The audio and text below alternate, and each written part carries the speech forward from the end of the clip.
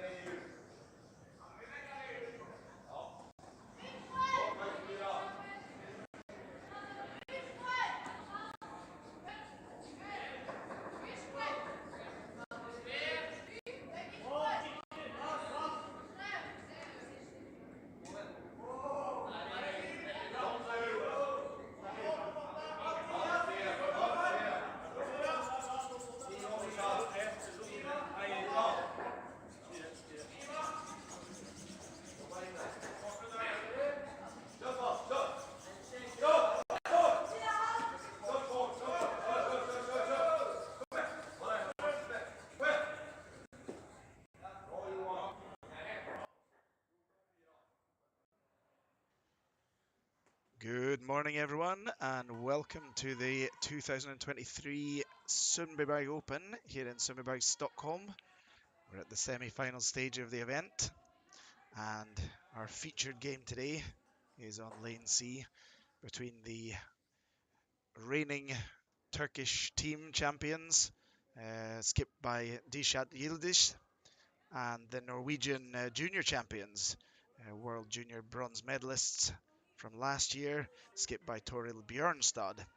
Bjørnstad starting with the hammer in this game and took a 2 with the hammer in the first end. My name's James Dryborough, and I'll be with you with a few special guests for this morning's game.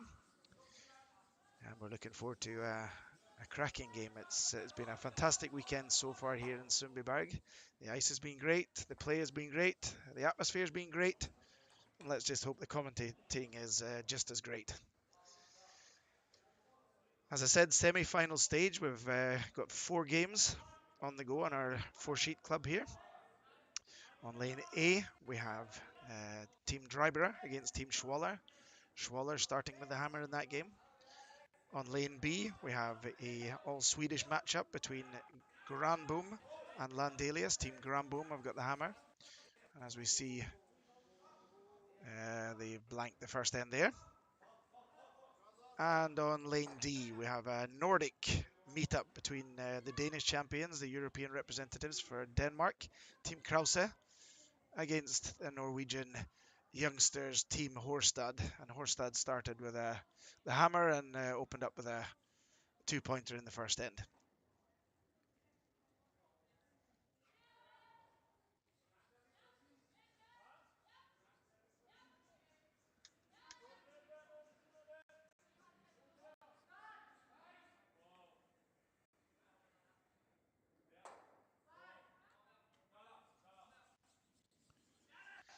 So early mistake here by the team from Turkey.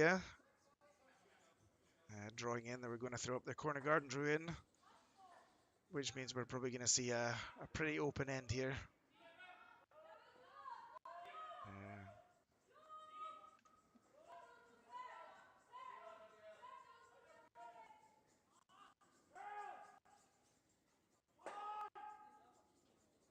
On another half miss there from the lead, Ilknur Urushan.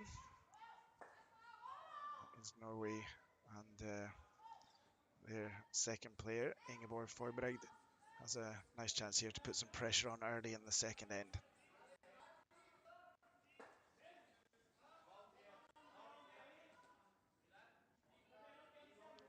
As I say, the ice has been fantastic this weekend.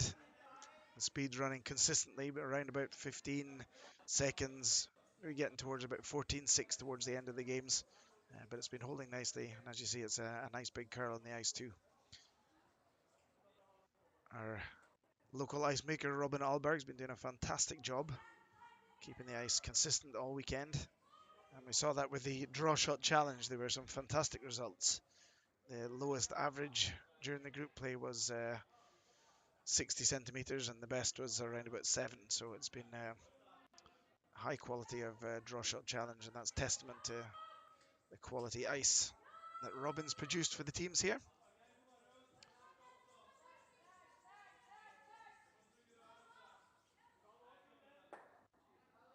It's another half miss from the second player, Berfin Şengül.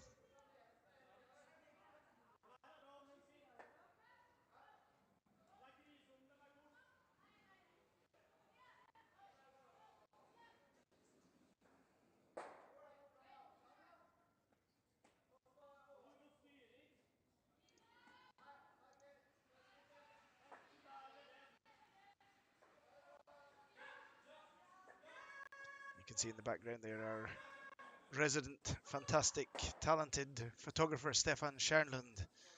If you're interested in seeing some of his fantastic work, you can go into @curlpics on Instagram and you can see all his fantastic pictures. He does an amazing job, and hopefully he's going to come in a little while and we can talk to him about photography and curling photography specifically, so you can get some ideas into the work that he does. Does an amazing job. Let's see if Berfin can make up for a mistake there. Getting a little bit caught out with the big swing here. This one looks a bit better though. We're looking to make the double, but which means that the Norwegians are going to be able to keep a little bit of control in this end.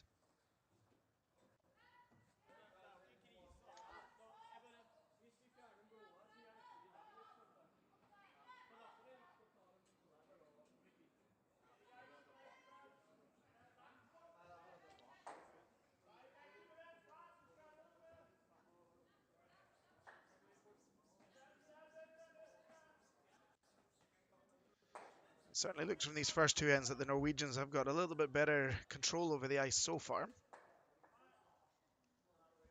They're very precise on their shot making. This young team, still a junior team, for at least one more year. They'll be looking to try and improve on their record from the World Juniors. They were fourth 2 years ago, third last year. I'm pretty sure they'll be looking forward to trying to improve that tally this year at the World Junior Championship in Finland.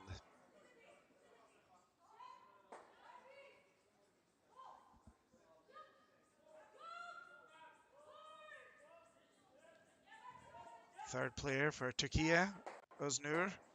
Polat looking for the double, didn't quite make it though.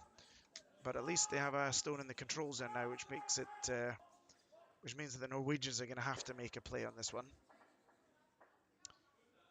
They could, of course, guard it, but that would be a little bit aggressive here in the second end with a 2-point lead. They'll be quite happy to try and get the force here. And even if it was a blank, they're not too disappointed and maybe try and get the force in the third end to get the hammer back in the even ends.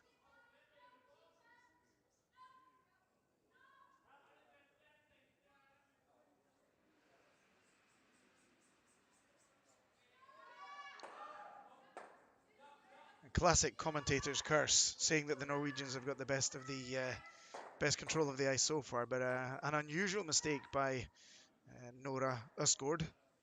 She's normally extremely good on the takeouts. She opens up for a free shot here for Öznur Polat to make the hit and stick to lie 2. Put some pressure on the back end of the Norwegian team here.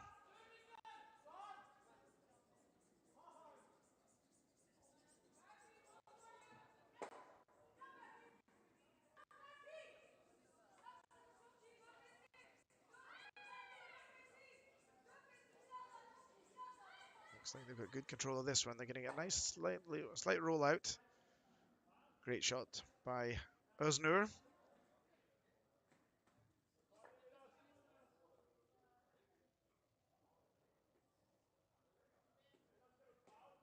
Norwegian skip here. Straightforward. A certainly more straightforward end the second end than the first end anyway. There's a lot of stones in play in the first end. And now Torild Bjørnstad. See if she can save this situation. Try and make a slight hit and roll off to the right, as we're going to see in the picture in a minute. And force the skip from Turkey, Dishat Yildiz, to make a slightly more difficult shot with her first.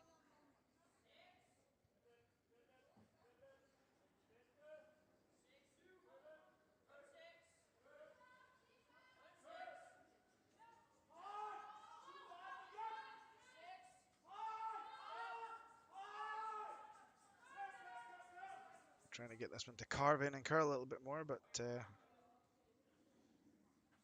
could be it's obviously a costly mistake rolling off there. You really want to stick around and force the team from Turkey to make a more difficult shot, at least, to lie 2. Now they're going to get a great chance to split the rings here, and an end that was certainly shaping up in the Norwegians' favour has turned around with two half shots from the Norwegian third and skip.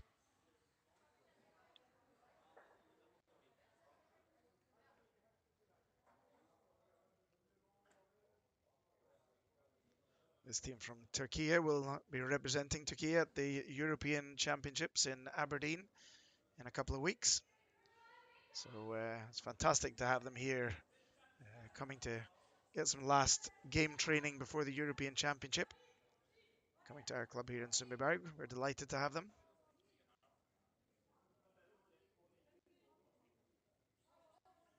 Looks like they've got good control over this one. They want to try and get it as level as possible. Split the rings to leave no chance for a double takeout for Torhilden in her last shot.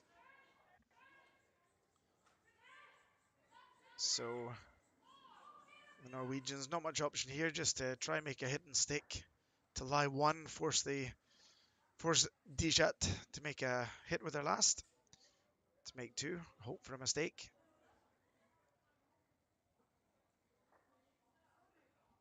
Certainly been an end of two halves. It looked like the Norwegians had great control, and then, as I say, it flipped around on two shots.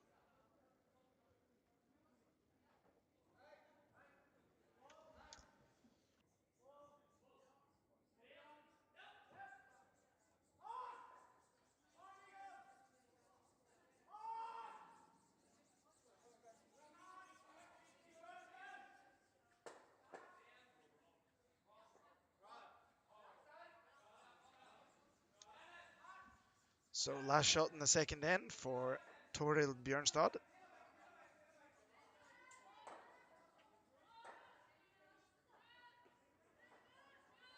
Looking to make a hit and stick here, but that one's a long way out there. We're really having to carve this in to try and make contact with this blue counter. It's good sweeping from Eileen. And D-Shot's going to have an open draw. They're probably, I thought they might have played the same track again, but they're going to change track here and work in towards the middle. Open draw for two. Great feeling for the team for Turkey to have an open draw to get back in the game after a slow start to this second end.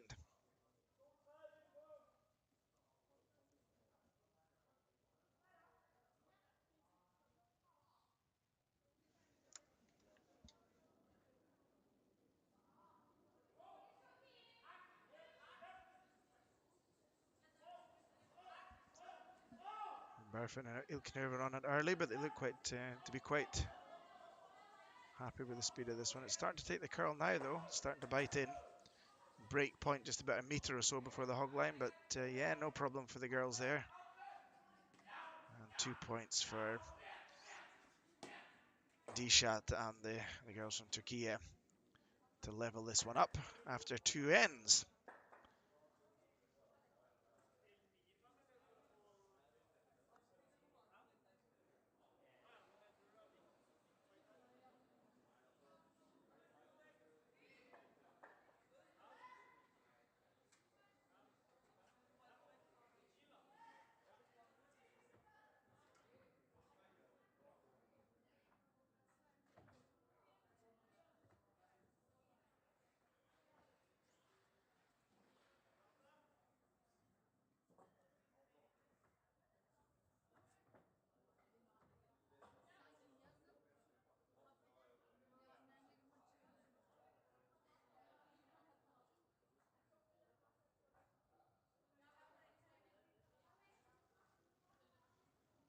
A quick look around the rings here. We have Schwaller against Drybra on lane A, and Schwaller took a two with a hammer in the first and stole one in the second, so a 3-0 lead for Schwaller from Switzerland over Drybra from Sweden.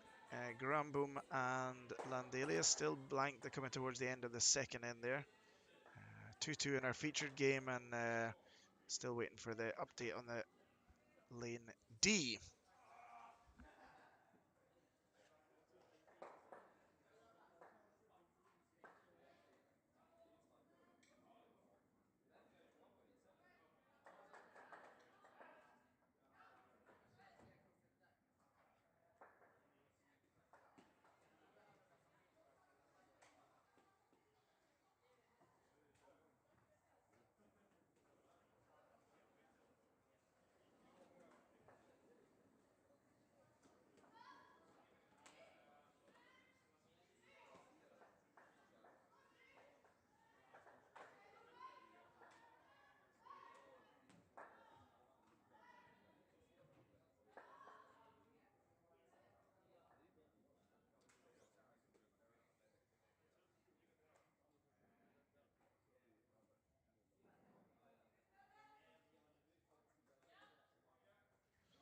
So second end on the go here.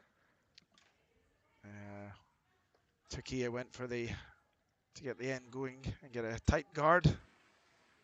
Norwegians with a nice line, but just a little bit long, and that's going to give Ilknur a chance to come round here and maybe set something up early in the the third end here. Sorry, second end for me, third end for you guys. We're on YouTube, obviously, and if you want to send any questions, write them in the chat. We'll see if we can answer your questions. And if I don't know the answer, I'll Google it. Or you can Google it yourself and don't bother asking the question. We'll see. Happy to be joined here in the commentary box with our fantastic ice maker at the Sundbyberg Curling Club, Robin Alberg. Welcome, Robin. Thank you very much. Happy to be here. So it's been I was singing your praises about how good the ice has been all weekend. Are you happy with how it's been shaping up? Yeah, pretty happy. It's a bit tricky to make ice in this venue for sure, but I'm pretty happy, and the teams seems to be satisfied with the ice as well. So yeah, I'm happy. And this is your third season as the ice maker here in Sundbyberg. As you're saying, the arena is 1 year older than me. It was built in 1974. So as you say, there are certain challenges. What would you say are the biggest challenges with this building? So a lot of challenges is with the humidity. It's really hard to keep it consistent during the whole day, during the whole event. So really keeping an eye on that, and also the ice temperature for sure. It can change a lot since it's a really small area of play as well. So that's the challenges for sure. And it's we also have a joint system here with there's a hockey rink beside and the curling rink, and we have the joint cooling system. Yeah. Some challenges with that, perhaps. Yeah, for sure. So when they're changing from figure skating to hockey, they're changing their temperature and also ours. So really need to keep an eye on our temperature at all time, our brine temperature to make sure the surface temperature is the same. Well, it's been fantastic so far. And we were talking about the draw shot challenge. That always seems to be a measurement for how good the ice is, if how good the draw shot challenges are. Yeah. What would you say roughly the hog times have been this weekend? So I think from start of the game, probably like somewhere around 14.5 to 15, and then it's dropping a bit after five ends, especially towards the middle of the sheet. But for the start of the game, it's pretty quick. Yeah, and it seems to have been very consistent. The team seem to be extremely happy with your work. Well done, sir. Well Thank you done. very much. Thank you. So interesting start this end. Been a bit more play towards the centre. Yeah, for sure. A lot of stones in play in the first end, and then it was a more open second end. This is some kind of hybrid end, but a good chance here for the Norwegians if Ingeborg can make a nice shot here. Ooh. But got caught with the curl there. It's tricky to make that touch shot with maybe a 10-second hit. Wanted to look for the double and roll off to the wing there, but it gives Berfin a nice chance here to try and get something set up. Maybe not for a steal, but definitely for forcing the Norwegians to take a one here in the third end, which would be a great result for them. For sure. And Robin, you're not only a fantastic ice maker, but you're also a fantastic curling player and play mixed doubles with your partner, Yep. Tessan Westman. And you guys have been out in Canada recently. Yeah. How was your experience there?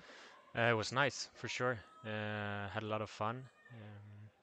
Always nice to play curling in Canada. It's really huge difference from here in Europe, of course. So yeah, a lot of experience gains and a really fun event for sure.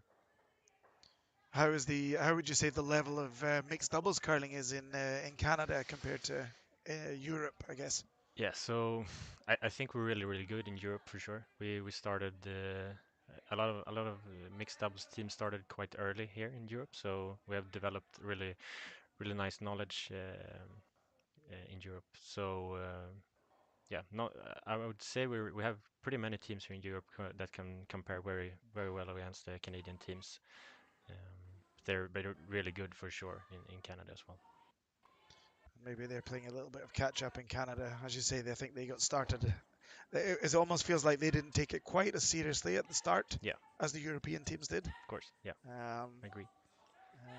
And maybe they're playing a little bit of catch up, but Yeah, yeah. they're, So now, they're never that far behind when they send their top no, no, players. of course. Yeah, it's still curling, and if you're a really good men's or women's player, you of course you're gonna be quite a good mixed doubles player as well. So for sure.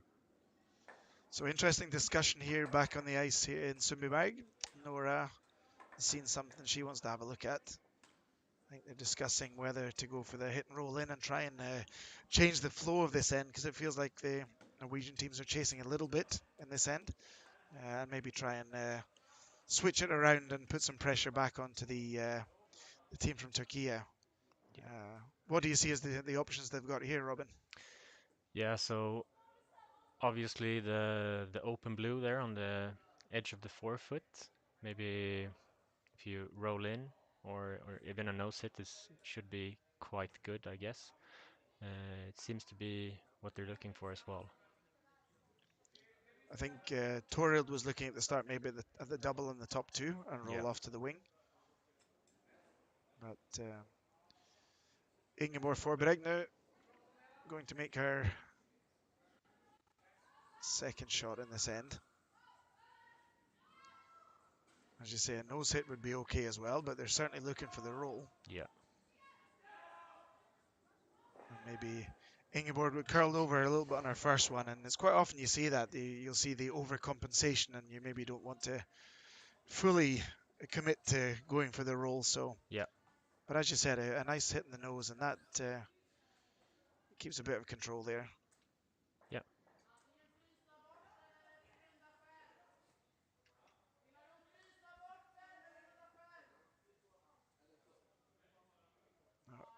Öznur Polat with her first stone in the third end here.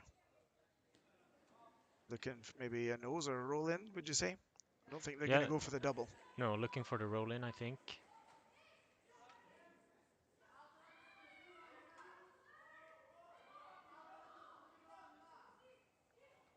Nice controlled weight, and this one looks like Yeah, they've got a looking pretty fantastic good. line coming up here.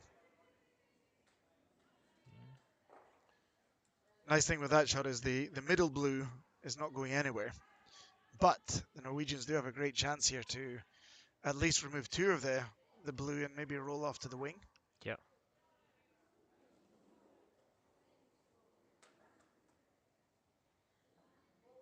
If they hit the left hand of those blue stones and roll slightly towards the left. yeah, exactly. Their shot rock will still be kind of guarded if they play that shot, so could be quite nice for them. It looks like they're choosing another route here. Not quite sure what they're looking for.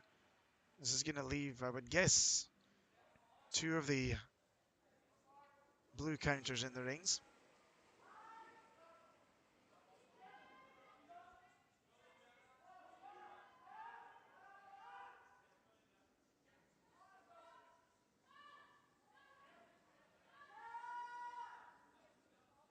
Looks like it was kind of the shot they called for. Yeah, Rolled in front, and I'm not quite sure how that's helping them though, to be honest, because it's overlapping in that control zone at the top of the house. The control zone we talk about from the top of the forefoot to around about, yeah, just around about a meter, half a meter in front of the rings. You really want to try and control that area. If the play's in towards the middle of the circles, and this is going to give Öznur a great chance to tap their right blue stone down towards the back yellow. A little bit surprised, Robin, there that they didn't try and remove a couple of the yeah, yeah, for sure. stones from So Turkey. if they make this shot, the Norwegian women's they're a bit in a trouble. Maybe looking pretty good for a steal here if they make this one. So last end changed on a couple of shots here or there, and this end might change as well. Yeah, looking a bit wide here. No Oh, contact at all. Interesting on release there. She was quite active with her release, and there was a lot of rotation on the stone, didn't get any grip on the ice.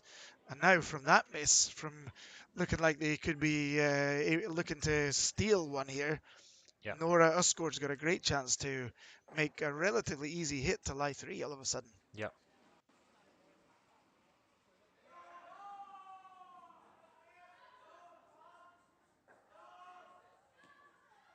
As I say, Nora is normally extremely accurate with these shots, but really important to hit on the left side of the stone here. She makes Nice enough shot. contact. Great shot. A nice controlled weight as well to lie 3. Well done.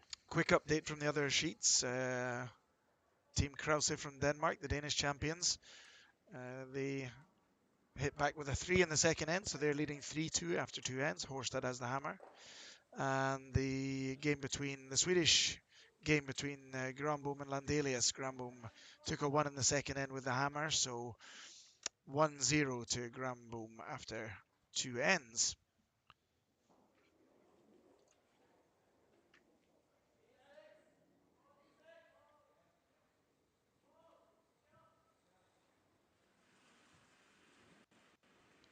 That's the exciting part about curling, I guess, when it kind of swings backwards and forwards. And this has been quite a first end, obviously extremely aggressive curling, and then the other second end swung back and forwards. Looks like a nice shot here from, really nice shot there from Dishat. And the nice part about that is it's going to give the Norwegians a little bit to think about here. Not Yep. so easy to place this perfectly to avoid leaving a double. No. What would be the options here, do you think, Robin? Yes, you can for sure draw the wing, but yeah, as you mentioned, it's really hard to not leave the double. Yeah, I was also thinking maybe, yeah, what you're looking at right now, hitting and rolling in to always secure the blank, keep the hammer in the fourth, have a really nice chance of scoring in the fourth and taking a lead in the after fourth end break. But looking like they wanna draw the wing here. As you say, Robin, depending on what your end goal is here, hitting and rolling in with from the blue one, even if you hit and roll off, and and D-Shat with her last stone just makes an open hit, then you've got the chance for the blank, and you go to the even ends with the hammer again. Yeah. But it looks like they've decided to take the bull by the horns and go in. Yeah. I kind of like that early in the game to be aggressive and take the chances when they come rather than being too defensive. Yeah. Yeah, I like it as well.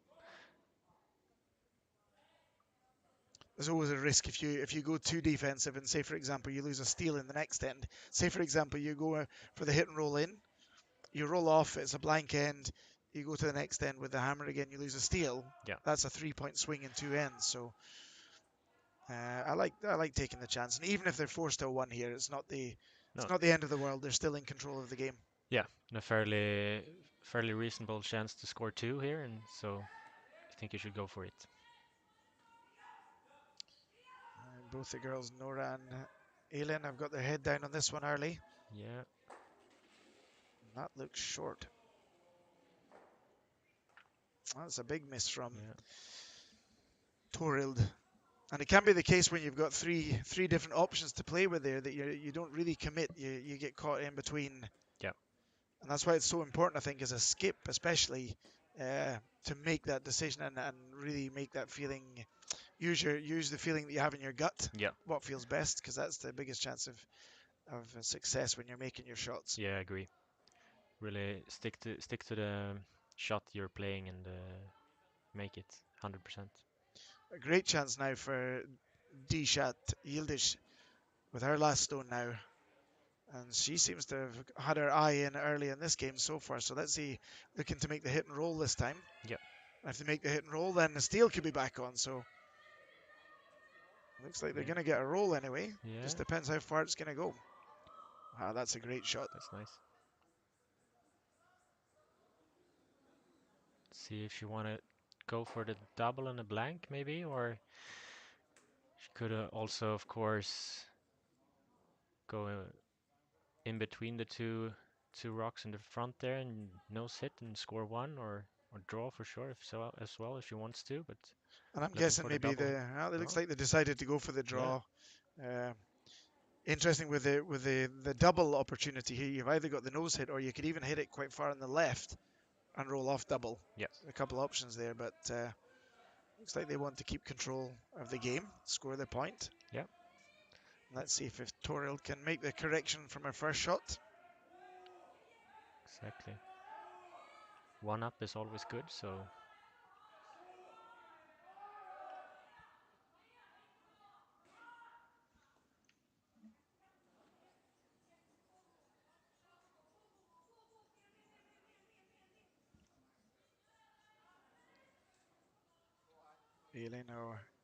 Elin and Ingeborg on this one early. Looks like they're going to be sweeping this one coast to coast.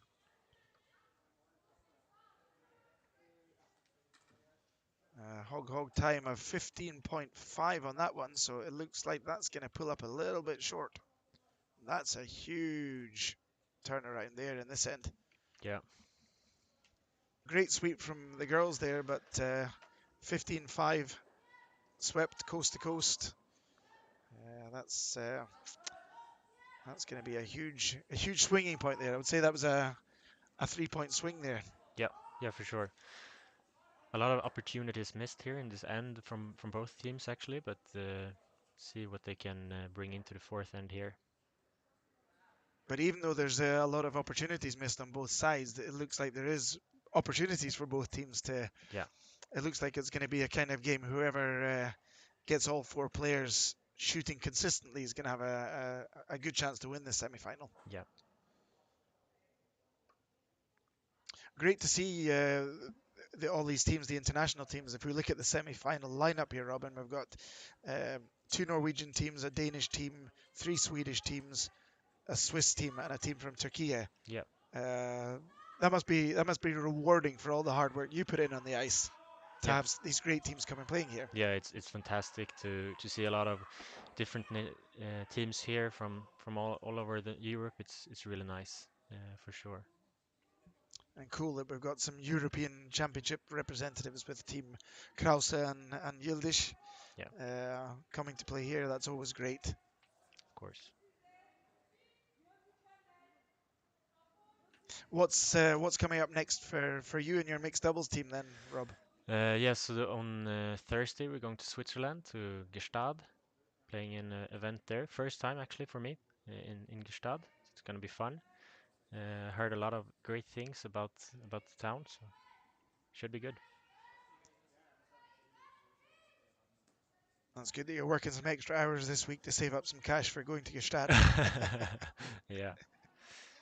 It's not known as one of the cheapest places in the world, No, I've heard. but it's beautiful. So Yeah, you'll enjoy it there for sure. yeah, sounds good.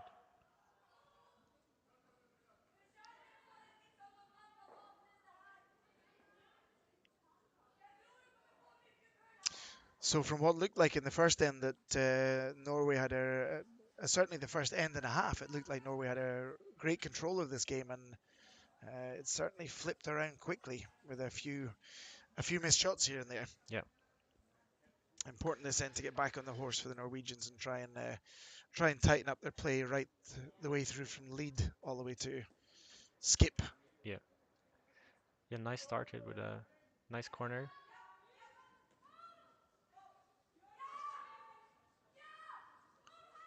Elin Skjærlund, I'm mixing it up with Skjærlund, Skjærland from the Norwegian girls who are new into the team last season.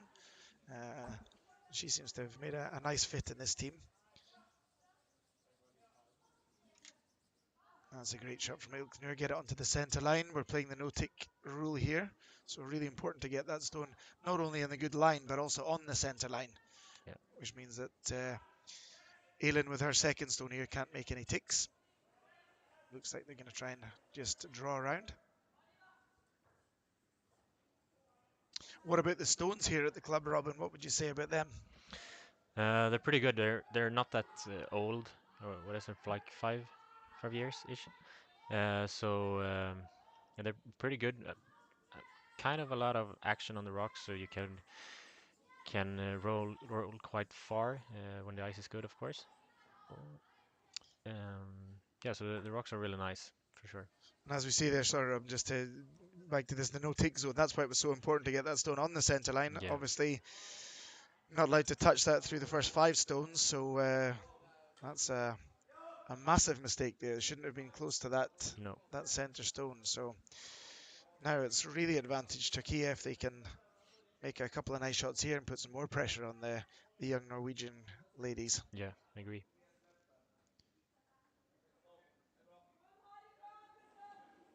And these rocks from K's Curling in Scotland. Yes, correct.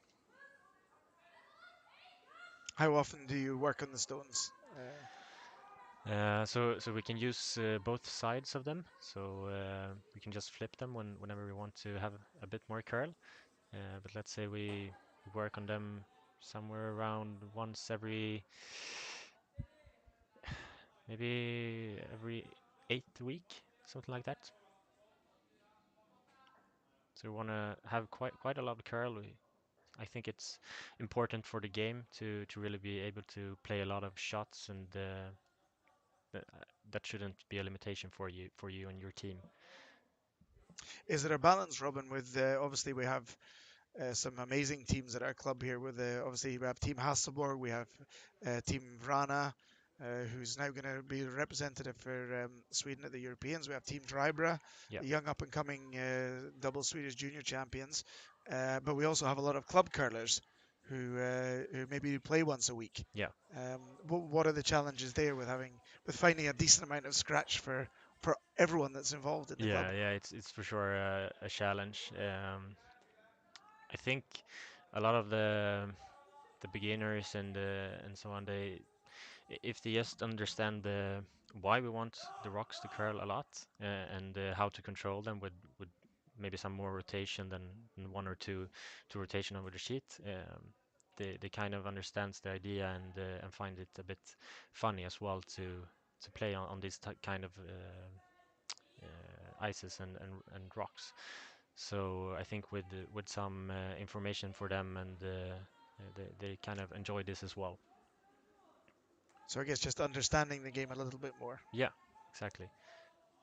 But for sure, when these teams have 4 or 5 foot of curl, they have maybe 6 or 7 at least. So it's of course a bit tricky for them, but most of them find it funny. So a good guard here from the Turkey second player, Berfin Şengül, but there is a little gap here. There's a chance. Yeah. So yeah, really crucial point here for Norway. If they make this one, they can really set up a nice opportunity for the deuce here. A key shot, maybe looking at a hack weight to try and get through the hole, or maybe a 10-second hit. She's not taking that much ice. Oh, So we'll see what kind of speed we're coming out with here. But like you say, really important to get through and stay in the house. yeah. The key is not just to remove the blue stone, but also to stay around in the house. This one looks a little bit tight again. Tight, yeah. See if they can get some kind of bonus shot here. That was a 10.7 hog there, so the speed was good, but that's the second in a row now that Ingeborg's been a little bit tight on that track. Yeah. First one was a draw, and the second one was a hit. Clipped the guard on both occasions. And now coming into the second half of this end, it's certainly looking good for the girls from Turkey to keep the pressure on the young Norwegians here. Yeah.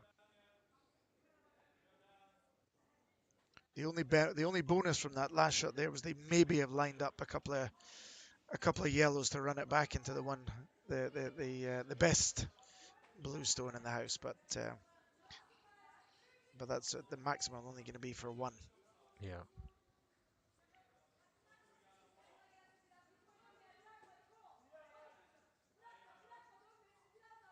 Looks like they have a great line on this one again. Yeah, nice card.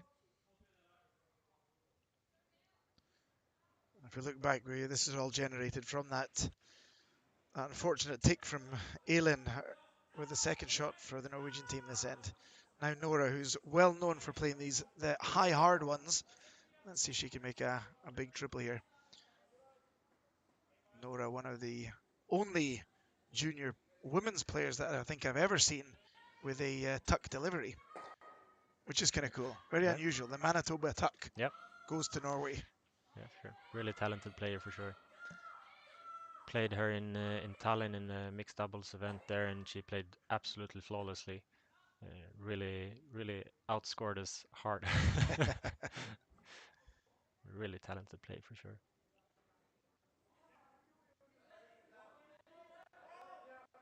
Unfortunately, didn't make contact with anything. It would have been good, even if she'd made a nose hit on that guard and moved things around a little bit. It would have been better than just rolling off. But it's a classic situation where it just leaves the Turkey third Öznur a pretty easy shot to play. Yeah. And the Norwegians are going to be chasing. Well, let's see if they're going to get a good line on this one. Nice finish on this stone. They're really trying to carve this last little bit of curl out. Yeah. Nice. It's pretty good, but it's high up. I wonder if there's space. That's what they're looking at, I think. Yeah. If they can make this shot and get through the gap that's left between the blue and the yellows, remove the blue that's top of the forefoot, roll in behind, maybe get a long roll, and then the two yellow stones, the two yellow guards, just to the right of the center line there, they're lined up perfectly on the one just behind the button. So So Norwegian have got another out here. Have another chance to get themselves out of trouble on this end. Not taking an awful lot, taking almost less ice than they took last time. Yeah. Which is interesting. It looks like they've got quite a good line on this one. Looks like she's got a cracking shot here. Great shot from Nora. Yeah. See if she gets the bonus of sticking around on the wing. That is an absolutely fantastic really nice shot. Beauty. And that flips the whole end around again. Yeah. This is great. This is exciting curling here. For sure.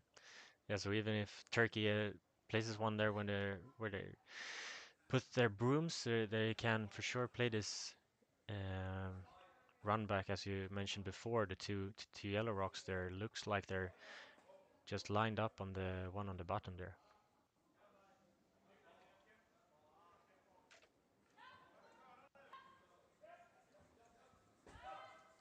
Yeah, this is going to be an exciting finish, but the Norwegians have got themselves out of a bit of trouble, perhaps, in this end. But it looks like there's going to be an out at least. Yep. And that's kind of all you're hoping for in an end, that you've always got an out, where you need to manipulate the tactics so you have an out in every situation. And for sure, yeah, really important shot here as well to keep the pressure on Norway. Do you think they want to go deep with this one in terms of going towards top 4 foot, or do you want to stay on the top 8 foot with this one? So I think I would like it on the 4 foot actually. Top 8 is of course a nice position as well. See what you do. Slight risk though, if you go too deep on this, you might leave a raised double. Yeah. And even if you don't leave the raised double, maybe you're leaving. So the Norwegians have a shot for 3 after this. Yeah. But this looks a bit steamy from Dishat. Oh, wow. And that looks like a massive mistake.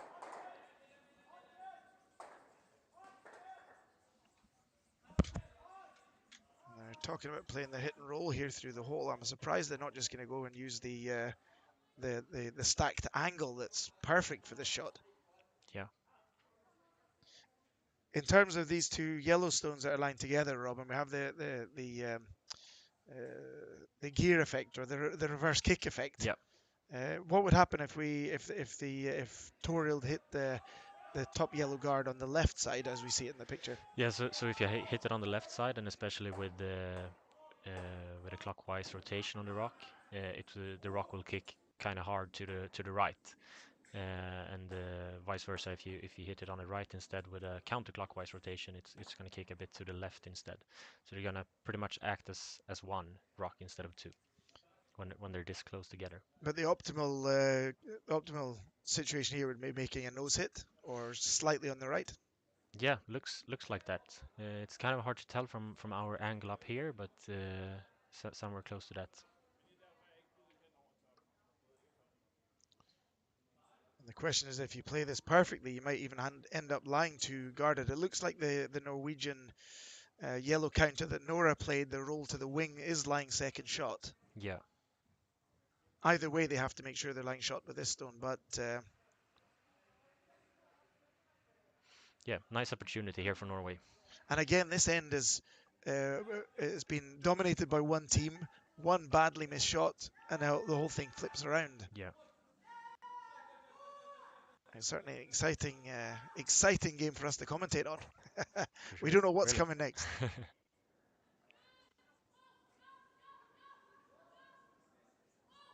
Seems like they like it. Bit of on-off sweeping. She's going to hit this just exactly where we said. Oh, that was an Yeah. unfortunate kick there. Yeah. I don't know. I'm not sure they took that into consideration No. when they thought about where they can actually make contact with that stone, because it looked like it could have been lined up for a raised double there. Yeah. Yeah. So I think ideally you want to hit it on the inside instead to get, as I mentioned before, to get that kick a bit more to the right and maybe the rock that's now on the bottom to get it behind the two yellows instead, and then the blue in the back wouldn't have jammed. So yeah, opportunity for Turkey here once again. So opportunity for Norway missed, perhaps, even though they're lying one. Would it be an option here? They're talking about playing the hit and flopping behind the yellow guards. Yeah, Would there be an option to just go around and freeze and force the one here? you can for sure, but if you make the roll, it's you're really putting a lot of pressure on Norway because a steal here for Turkey is huge. And playing against two all of a sudden for Team Norway isn't that fun maybe? I guess this goes back to the what we talked about the last end, that you have to feel the shot. And it feels like Dishat's had more success with her hits so far in this game than her draws. Yeah, So she probably feels a little bit more confident about playing this one. So I'm yeah, going to guess probably around about an 11-second hit here, try and navigate the hole just like Nora did. And they're going to try and flop in behind the two yellow guards. And also because the two yellow guards are stacked now, that's going to mean there's no chance of getting to it. no,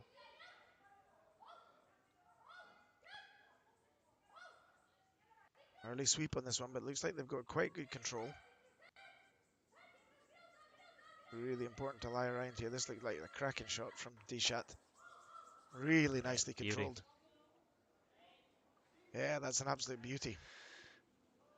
Yeah, so all of a sudden Norway doesn't have that much space to put their last rock here, and And there's only one option here, that's to make the draw to the button for one. yeah, And again, because those two guards are stacked, there's not even the option of making the run back. no,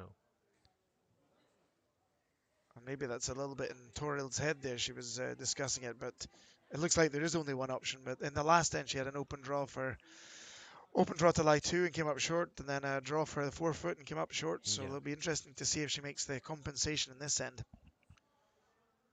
It feels like this is an extremely important shot for the Norwegians. yeah, for sure.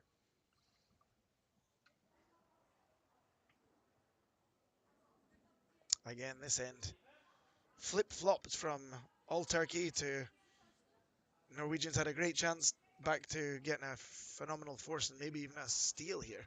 Yeah,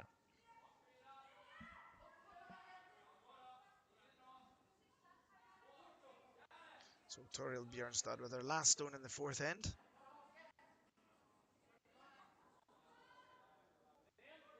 It looks like she's made more of a compensation this time. The sweeper's backing off this one.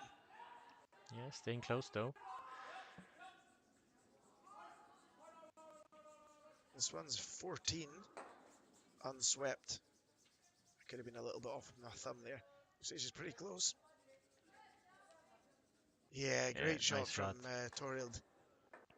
That's a real skipper's draw to the 4-foot to keep them in the game. It felt like a little bit. Yeah, Yeah, of course, it's no fun making mistakes two ends in a row there to leave steel. So really important shot there for Norway to stay tied with the Turkish girls here. And often we talk a lot about the skip making the shot, but the skip delivers the shot. But I think the sweepers also need to take a huge amount of credit on that one as well for making sure it, and even though they didn't sweep, Yeah, they judged that one well.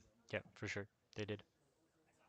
So a little fourth end break here. Robin and myself, we're gonna go and get a cup of coffee, and Sounds good. at least I'll be back for the second half of the game. Robin, you're a busy man out in the ice, so we're gonna let you go. And obviously, again, thank you. Hopefully, you'll come back for the final and Sure, commentate a couple of ends.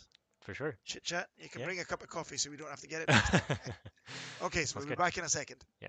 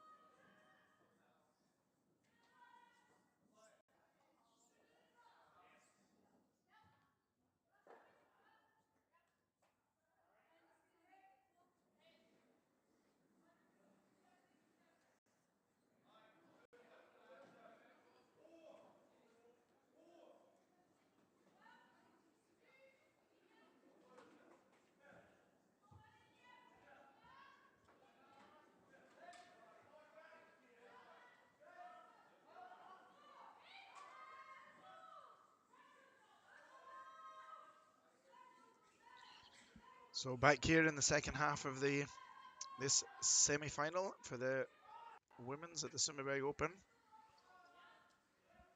Just a quick update from around the rings here. We have Schwaller leading Drybra 3-0 after 4 ends. A couple of blank ends there between 3 and 4. Then we have Landelias took a 2 and stole a 1 in the fourth, so they're leading 3-1. Granbroom has the hammer. 3-3 in our featured game here on lane C. And we have big turnaround in the Norwegian battle on, or the Nordic battle on lane D between Horstad and Krause. Krause took a 3, stole a 2 in ends 2 and 3.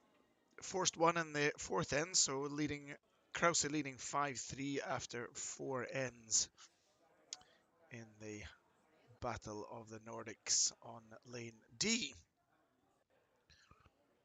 It's been an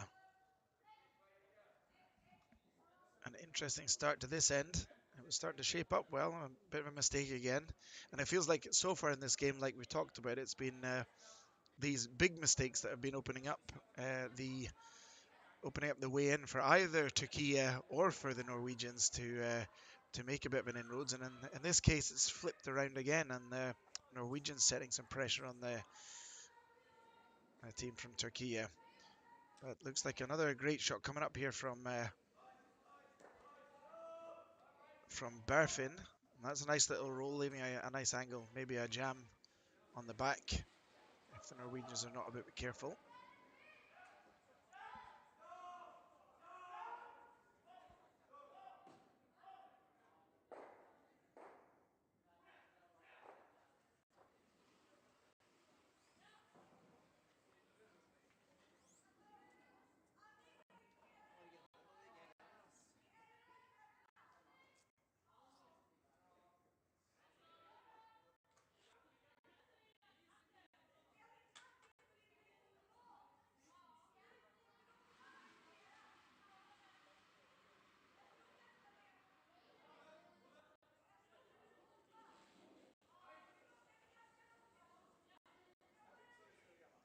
Oh, nice shot by Nora, but it's or nice speed at least. Also, yeah, but it looks like Turkey has got a really nice chance here to make another slight hack weight hit and roll in behind that center guard play again, and that blue that's at the top of the forefoot looks like it may well jam on the back yellow, or the Bob Marley as we call it, the jamming. So let's see if Öznur can make this. Looks like he's playing a controlled 10 or 11 second hit. Yeah, maybe an 11-second hit. Looks like he's got a great line coming up here. And that's a cracking shot from the young lady from Turkey. So we've changed out our ice maker Rob for our fantastic photographer that we saw in picture earlier on, Stefan Schernlund. Stefan, welcome to the stream. Oh, thank you so much. Fun to be here. It's nice to come back into the warmth, I guess, after being out in Yeah. the cold. Yes, it's quite chill out there, and but yeah, stiff hands at the moment, but it's gonna warm up. Yeah, that's perfect. That's good. So, Stefan, you've come into the curling world obviously through your daughter who plays curling, and your keen eye for photography. What do you see as the sort of exciting things about taking curling photography? So I mean, what I really like to capture is all these sort of emotions, and especially because they're all the sweeping and all the so there's a lot of opportunities there, of course. Also, the skips are always, shouting and, always exciting. So it's, yeah. And then also the sort of during the slide, I mean, it's a lot of, with the photography, it's a lot of capturing the right angles and so on. So, and that takes time to learn, but I've been learning through all these opportunities through the Nordic Junior Curling Tour.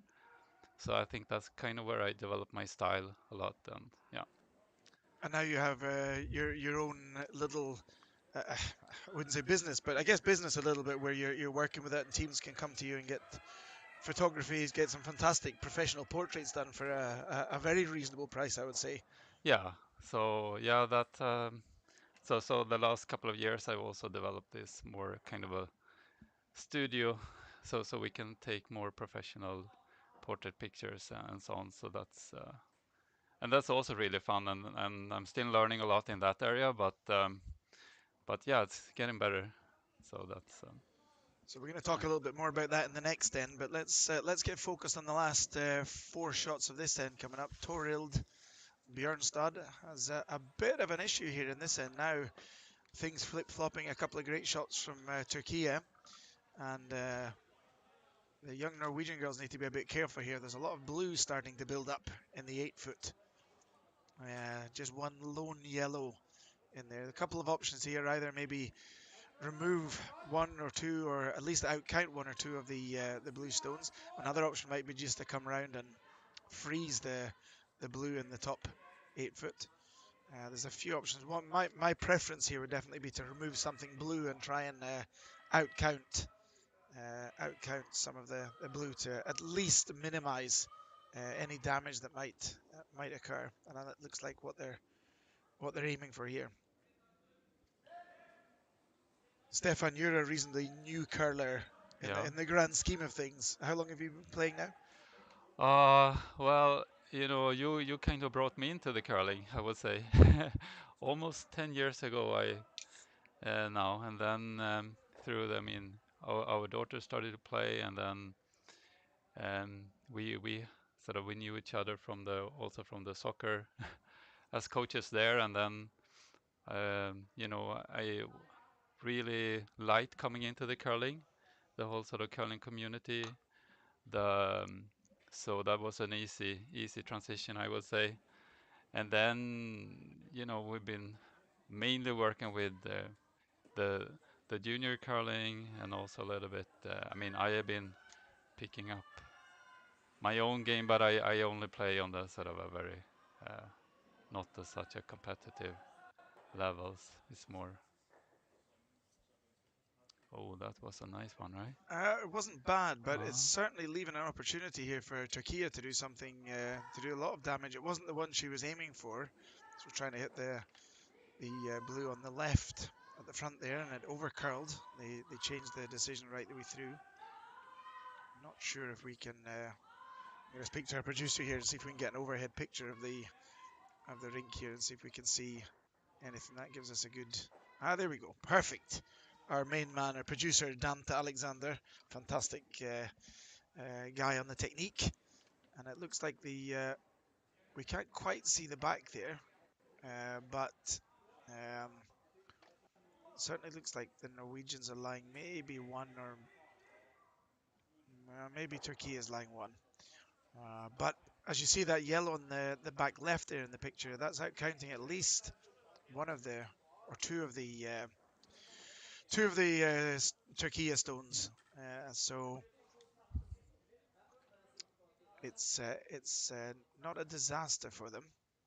And it looks like they're forcing Dshat to make a draw to the 4-foot here, to lie maybe one or two. As we said in the last end, her hitting's been fantastic, but her drawing's not been quite on point so far. So let's see if she can make a good one here.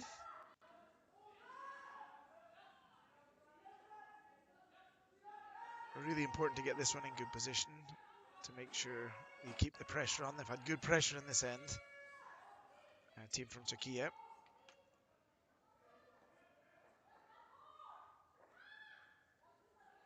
Looks like they've got a nice line. Now it's all about the weight and see if the sweepers can drag it down there. But this one looks like it's pulling up short. yeah. So that's another flip-flop mistake here from one of the teams, and it gives now the opportunity for Norway to really put some pressure on. And leaving a guard like that's not the greatest one ever. gives Torild a chance with her last shot here in the fifth end to swing one round and lie two. Again, this flip-flop semi-final is certainly well done. Dante's found the perfect angle so we can see now. So now we're looking from the side. It looks like Norway might be lying one, or Turkey might be lying one. We can definitely say it's either yellow or blue, Stefan. Yeah, It's one of them. yeah. And even though I've been out on the ice and been taking pictures of especially I was looking for pictures on the Norwegian girls because they didn't play as many games yesterday. But when I'm out there, I cannot follow the sort of the game and the score and so on. It's more about the angles and face expressions and so on. So I don't have super much clue of the What's previous. happening in the No, game. not really actually. So So last shot here for Torild Bjørnstad in the fifth end. 3-3. This game feels like it's just hanging in the balance. It could go both ways, and as we talked about in the first half, it's whoever's going to play the most consistently throughout the team is going to probably win this game. It's definitely very much open for play for both teams. Torild made a fantastic draw to the button with her last in the fourth end. Let's see if she can make a repeat of that one. Looks like she's got a cracking line. Yeah, that's a great shot. And even as behind the tee, they wanted to make sure the line won, and that's going to force the D-Shot with her last stone to just come down and throw one, but basically follow Torild down and get one and keep control of the game. Again, D-Shot's been struggling a little bit with the draw weight in this game. And this has kind of flipped a little bit. The momentum in this game is flipping backwards and forwards. And where Turkey looked like they were going to really take control of the game here, it certainly looks like this one's gonna go all the way down to the end. So last stone in the fifth end, D-Shot Yildiz.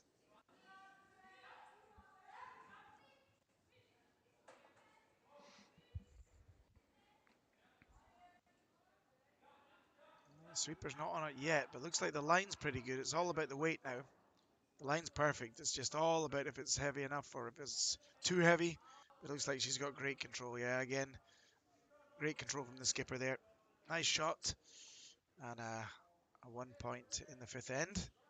Norwegians will have hammer in the sixth end of play.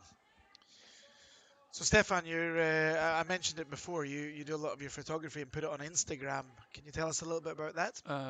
Yeah, so I have sort of my own special curling account there called Curl Pics Photo, and I started it a couple of years ago, and that has been, I don't know, developing a bit, and I've tried to put, pictures where I put a little bit extra effort in, or some of the key shots from the tournaments and so on. And then one use also this year is that I start to collaborate more with the Swedish curling. So I'm also now officially the photographer for Swedish curling. So I get more and more sort of photo sessions with national teams and so on if they're pictures for the upcoming sort of championships and so on. So.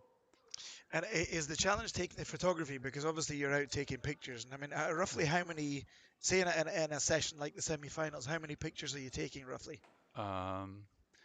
Well, so today in the semifinals, I think today I was lacking. I was especially lacking pictures of the Norwegian girls, as I said.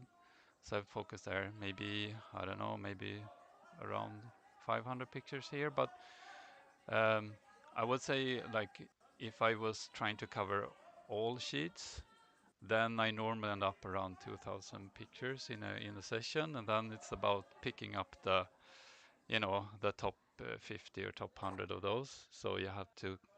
So there's a lot of pictures to scan through and so on. Does your finger get sore pressing the delete button? Yeah, kind of. So, but it's also, a lot of the pictures. If you take like when they slide, like now, for instance, if we look at the slide here, like imagine I was out there, maybe 15, 20 pictures just on that slide, and then if one of them is good, then you take that one. So and then I mean now I think also with the cameras, all the technology. So what is really sort of I guess simplified a lot also for us as photographers is the autofocus systems in the cameras now, and also now AI technology coming into the cameras and so on. So what's happening is that the camera locks immediately on the eye when they slide out, and it keeps the focus. So before maybe I could sort of use maybe one picture out of 10. Now I can use 9 out of 10. Oh, wow. So it's a huge difference. So 9 out of 10, 2,000 pictures. Yeah. So you're only having to delete. So your finger's okay then. You don't have Yeah. to delete too many Yeah. pictures. So now it's more about also what is the background. So it's not about trying to take the picture where the focus is right. It's about now I can, okay, where's the background? Correct. And we've been, redesigned the arena a bit, and the new design we have is so much better for photography. It's so In much better. terms of what's Well, the bonus with that? you see the backgrounds now normally we have this sort of a little bit darker gray color. So that means that the players gets more in the focus. Previously we had white background, and eye tends to draw to the white parts of the picture. So if you have a white background, the eyes gets to the background instead of gets to the players. So now with a more kind of darker gray, then yeah, we So have some. it's all about getting these. I'm back in the game here. It's another mistake from Ailin with her second shot here. Again, even though she got past the guard. Oh, sorry, that wasn't Ailin. I don't want to. No, that was sorry. That was Ingeborg who made the mistake this time. Um, uh, 2 ends ago, we're playing the same way, and Ailin managed to take the centre guard off. And this time, Ingeborg was closer to the guard, but ended up pushing the bluestone off the centre line, and they could reset. So there's a couple of really important misses that could be the difference in this game. And again, it's just going to take one team here to really turn the screws and play well all the way through from lead to skip, and that's going to, I think, be the difference in this game. Is my guess after watching, I don't know how many hundreds and thousands of hours of curling. I've got that feeling in this game. Let's just do a quick update from around the rings here. Schwaller from Switzerland stole another 2 in the 5th end and leads 5-0 against the local team from Sundbyberg, Team Dryburgh. So 5-0 for Schwaller in the 6th end.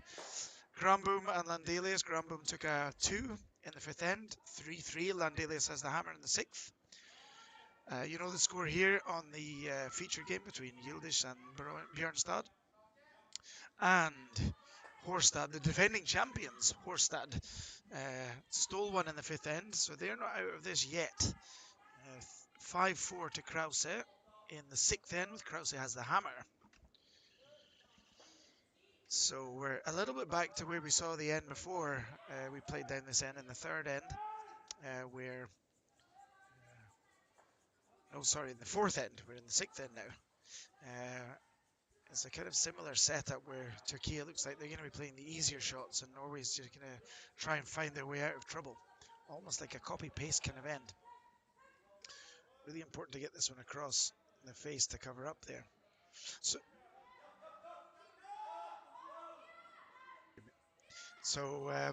so Stefan, you're talking about the grey colours here. What kind of colours would you say? Because obviously the ice is painted, and normally it's more of a white colour on the ice. What would you say are the optimal colours to have in a curling arena for photography? I mean, as we talked about, it is quite important that the background is not like dominant in the picture. So this kind of darker colors is preferred, um, and then it could be either darker blue or more like gray or black. I know, for instance, when we were at Junior Worlds in Jönköping, then they had made this also kind of black theme of the whole thing, and that there was some really nice photos from that tournament. Um, and and then I would say the other, I mean, when you talk about arenas and mentioning the Jönköping arena, I have last year I was in Matchtown and I was the event photographer for Matchtown. And if you compare our arena with there, the light is also a huge difference. So, and the good news is that we're gonna get new lights in our arena. So just for everyone that doesn't understand, obviously we can't see the lights here just now, but we have a fluorescent, like light tubes, I guess you would call them. And that creates this kind of yellowish tones. So there's a lot of post-processing I have to do to get rid of some of that yellowish kind of color. Otherwise, so that's will also help for next year. So the light will just be a bit sharper and a bit clearer. And and then the colors of the shirts and so on pops a little bit extra.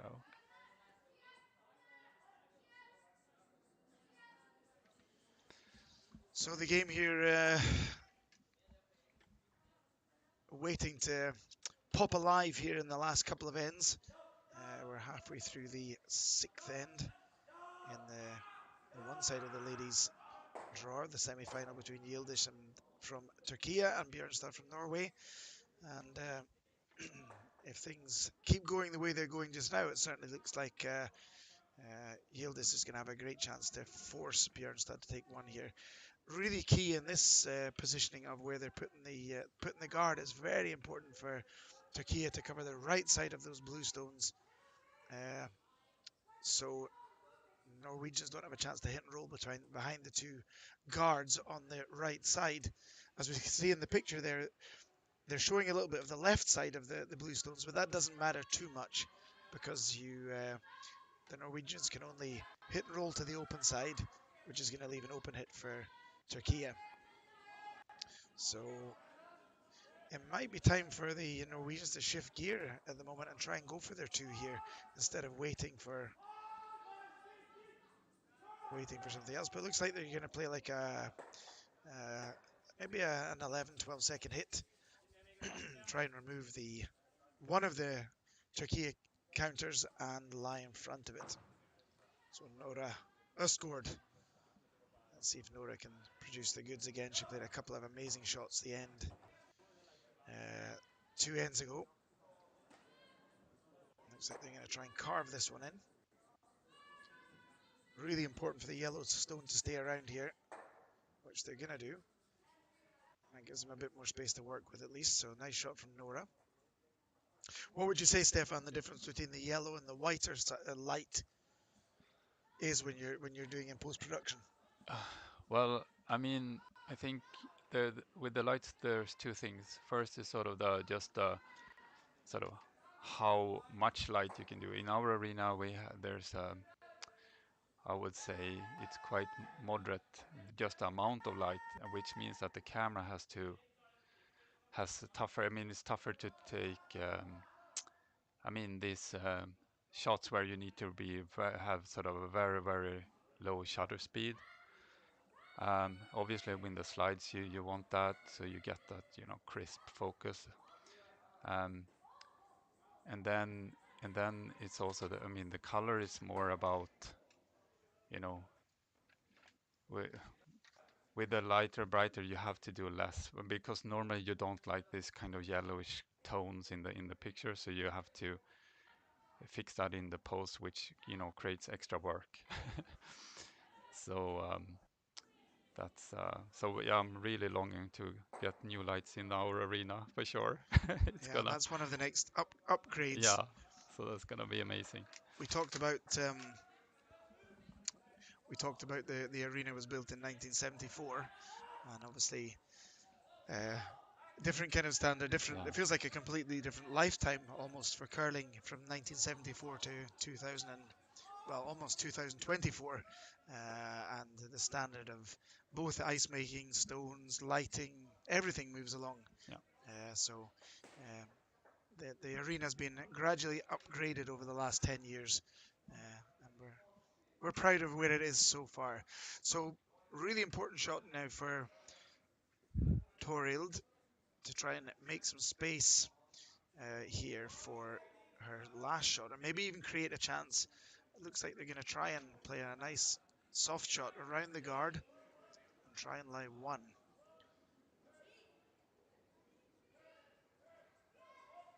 Again, we'll see if this end flip-flops, but I would say that this end has been the most consistent from Team Turkey through the whole game, and they've managed to keep the pressure on. This is the first end that hasn't flip-flopped in one team or the other's favour.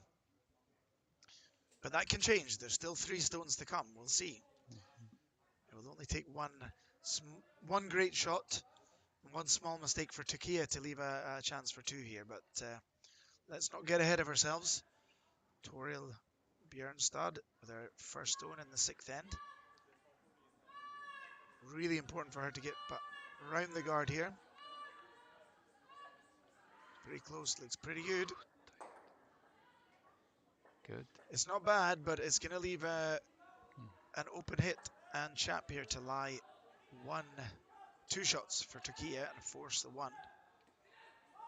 And I think Turkey is going to be very happy with this situation, forcing a 1 here in the 6th end to tie the game up 4-4, which will mean they'll have 1 hammer each in the last 2 ends, unless Turkey can get a blank in the 7th. But that's me thinking 5 steps ahead so far. So let's see how we get on here for Dishat Yildiz and our last stone in the 6th end, looking to make the open hit.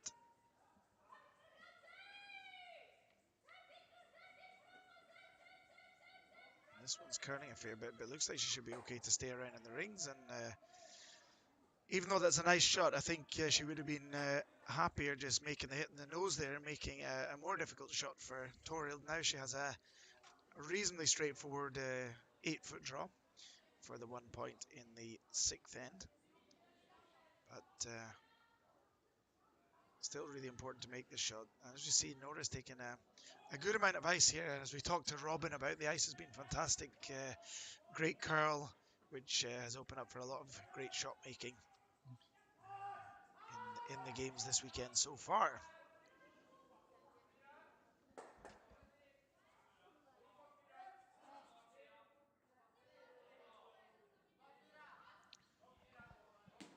So Torild asking for slightly less ice. Just a fraction less, just to get the right track. Last stone in the 6th end for Torild Bjørnstad. Elin and Ingeborg down with the brushes early. Doesn't look like they're in too much of a panic, just a heavy clean. This looks like they've got good control of the weight. They're backing off a little bit now, but with the curl here, that should be just about perfect. And that was just about perfect. Nice. Great shot from Torild. Really good. So Stefan, is it a challenge with taking photography? Obviously, the curling's quite a calm sport in a way, and you talked about the emotions of the game. Yeah. Is it challenging to take photos of people that are trying to be calm? Yeah, I guess. I mean, normally you like those, either laughter or there's some, more stronger. If it's more like a neutral face, it doesn't maybe is too exciting. So but normally you have to capture when they are in that sort of moment when they start to scream or they start to do, so you have to be there in the moment. Is that perhaps a good thing working more with juniors? Absolutely, I would say. There's always it's normally, you know, there's a lot of laughter when I go through all the pictures and pick up the best ones. There's lots of funny expressions sometimes, and so no, but I think that the juniors are maybe a little bit less less sort of polished and so on in their sort of manners and so. But it's but I mean I can also say that I mean last year I started to take photos on this more senior competitions, and that has been also fun as well, and I have enjoyed it so much. So it's still, but but I mean being with the because quite many of the juniors are going from this transition now from the junior up to the senior.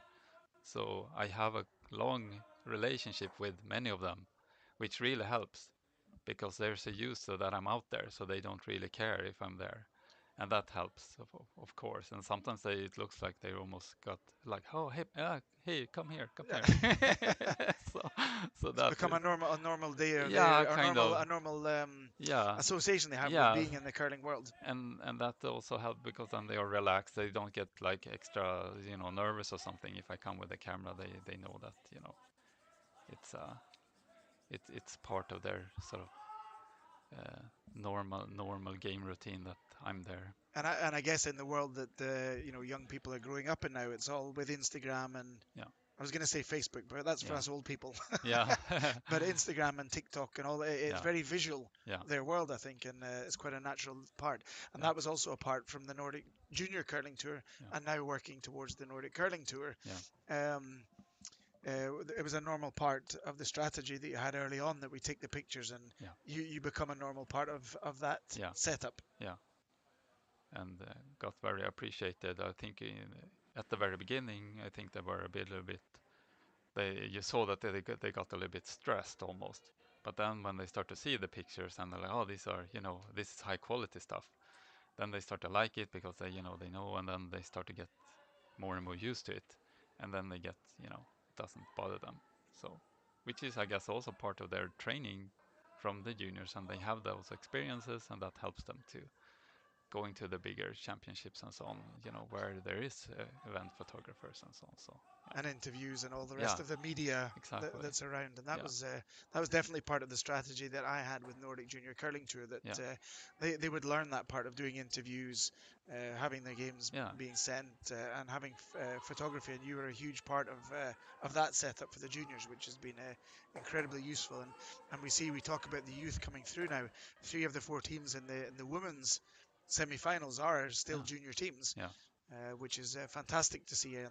And like you say, it's all part of the journey of their transition from small curlers yeah, sliding around and yeah, having fun on the ice to potentially making their way all the way to the top in elite curling, absolutely. which is fantastically cool to see Yeah, and be a part of as well, I guess. yeah, And I guess like you talk about this relationship of when you're taking a picture, it can be quite I don't know if the right words maybe intimate, but it's yeah, quite you get very close to yeah, yeah, the people you're taking pictures with. yes.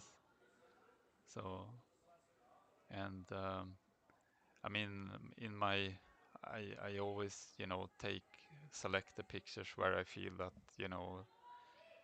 that you know, it's a good representation of them, or I mean, and so normally they are um, very happy with the pictures, and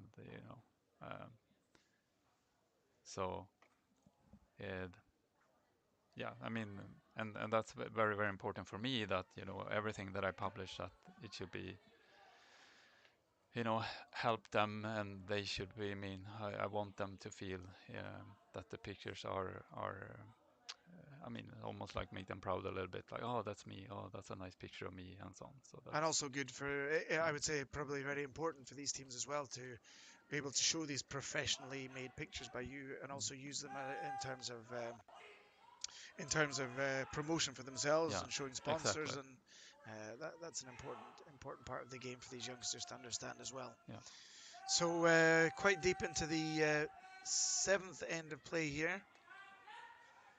Turkey lying 1, but the Norwegians definitely had a great chance there to get some pressure on.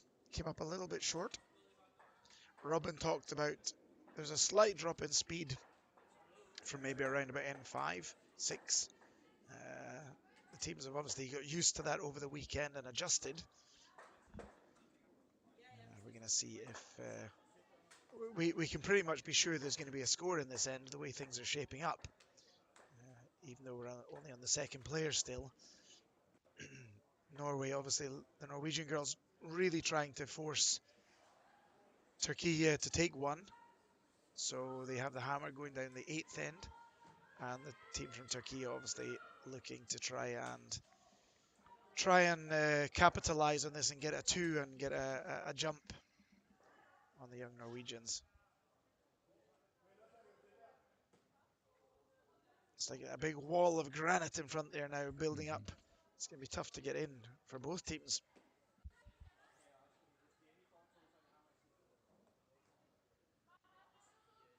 What did you find, Stefan, as a new curler and developing through to becoming a good club curler like you are now? What did you find was the most challenging part about curling?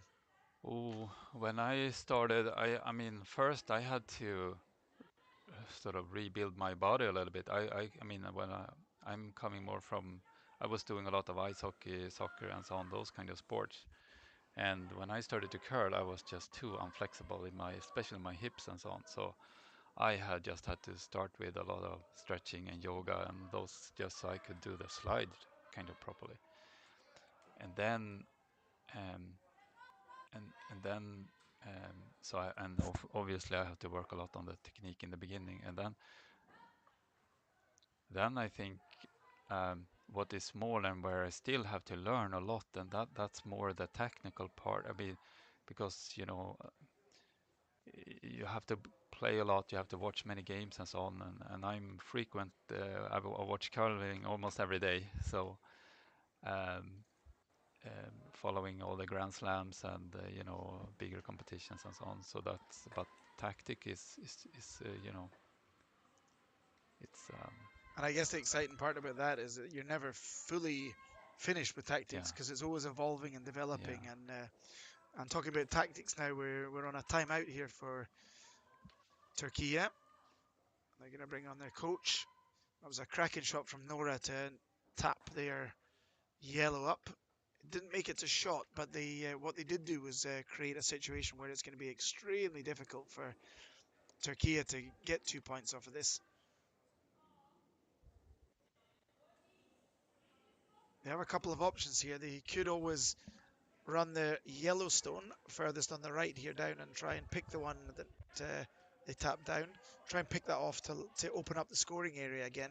But the risk with that is if they make that, then the Norwegians can swing one around on the right side as we see it in the picture and maybe even lie shot frozen on the button. So this is what they're kind of talking about now.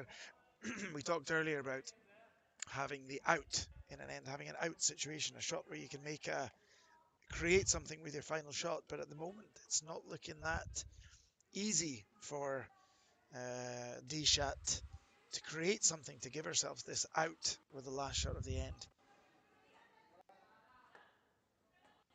It'll be interesting to see what they do here. I was talking to the Norwegian coach earlier on, and Turkey has come from nothing to around about 400 curlers, active curlers now, which is just fantastic. They have a dedicated facility. He was saying that they actually have too many curlers for the dedicated facility. It's tough to balance the ice time, but it's great to see these new younger nations working really hard and developing. And obviously their goal is to try and make it to the Olympics in Cortina, Milano in 3 years' time. So timeout over and done with. Decision made. Looks like they're going to try and remove that yellow stone in the top of the 8-foot. Perhaps just hit it on the nose and give themselves, try and look for this out that we were talking about. I'm not sure if they're going to go for the double. It wasn't quite 100% clear for me.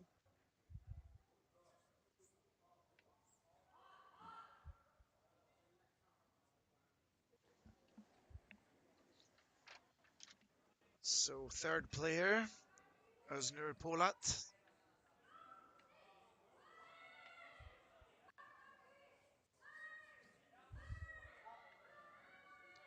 Looking to make a hit, and this one's curling a long way. It looks light.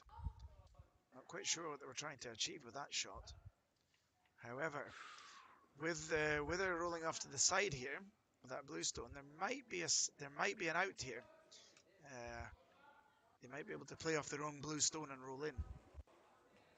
Questions for the Norwegians now is if they want to try and be aggressive and steal a one here, or if they want to just try and force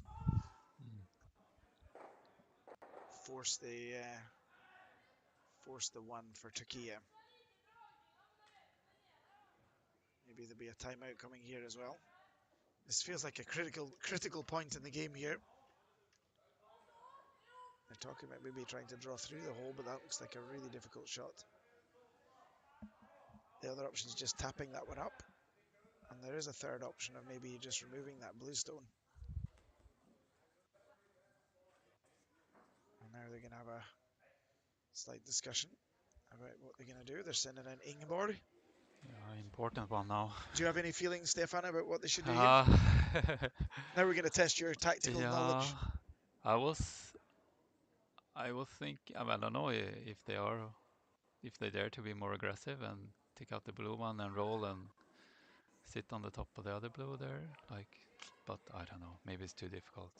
They do have one option here where they could actually shoot the yellow stone down and try and pick the blue one off. Yeah, exactly. And lie two. But if they miss that, then yeah.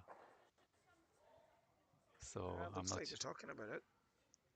Yeah. I don't know if They're maybe playing like a back 8 foot weight to try and tap it down and try and just nudge that blue one off shot rock. Because if they can do that, then they're lying really well to steal, maybe in this end. Or at least make it a very difficult shot for one for Turkey. Yeah, Nora is normally quite good at these ones, I think. So. Yeah, we were talking about that earlier on, that Nora's quite good generally. Yeah, she's a shot maker. Yeah, super. She's not far away. This one's taking a big curl at the end. Yeah, they got just a little bit caught out. Oh, what a shame. It's perfect weight. Yeah. They just got caught out trying to carve that win in there with the slightly lower weight and the big swing that comes at the end after the hog line. But no real damage done there. Other than that the Turkey have still got this out with their blue stone on the wing there. They could hit their own blue stone. There we go. Now we're thinking on the same tracks here. Yeah. Just hit that blue one on the wing on the right, hit it thin, and they could be lying two after this shot. Yeah.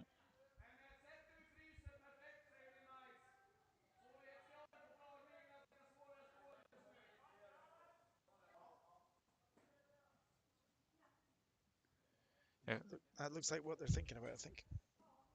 I could just quickly mention that we also got very positive feedback from the curlers themselves about our new sort of design and so on. They feel it's a kind of a new, fresh sort of design and look here, and pops out the eyes a little bit better and so on. So it has, so that's also nice to hear. It was certainly a very democratic process deciding on the colours, and it took time to grow. Yeah. So let's see. It looks like they're looking to hit the.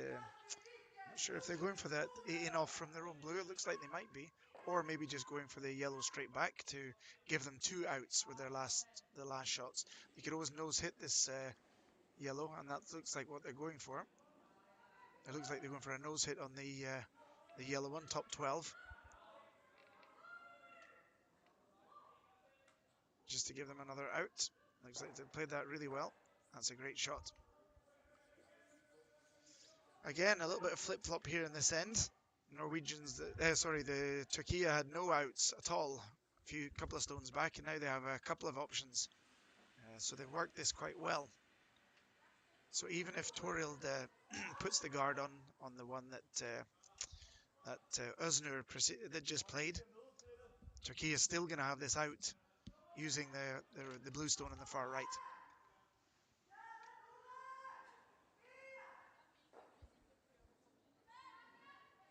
And it's almost risk-free, I would say, using the stone, the blue on the right here.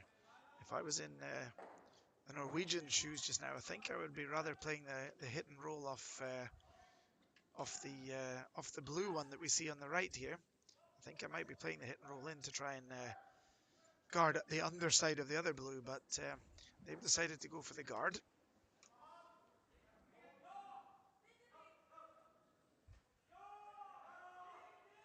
And let's see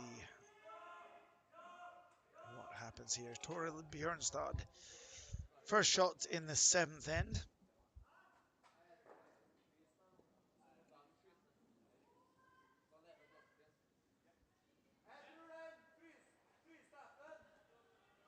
Ingeborg and Elin on sweep early. So a big swing coming in at the end here. As you'll see, it's going to be a nice finish. Looks like the line's good on this one. Most important thing is to cover the right side of that blue one. And actually that does too. That covers both the shots. So that's a cracking guard from Torild.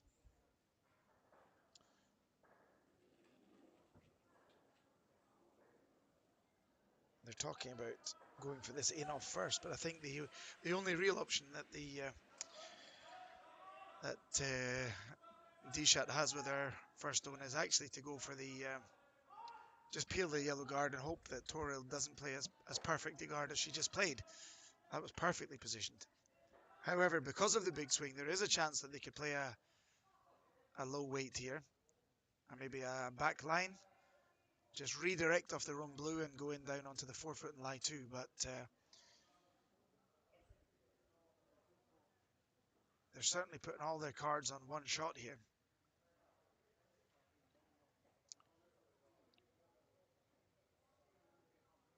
So this is a bit of an all or nothing. If they miss this, then there's definitely going to be a force, or it's going to be very difficult to score any more than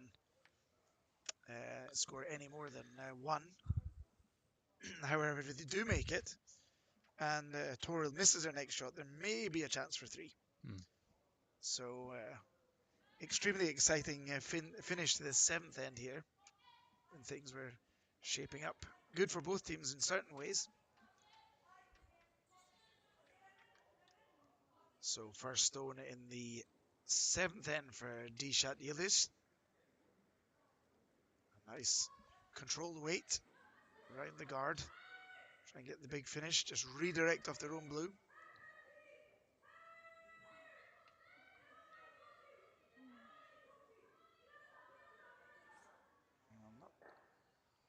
It looks like they were talking about trying to play it thin from the outside in.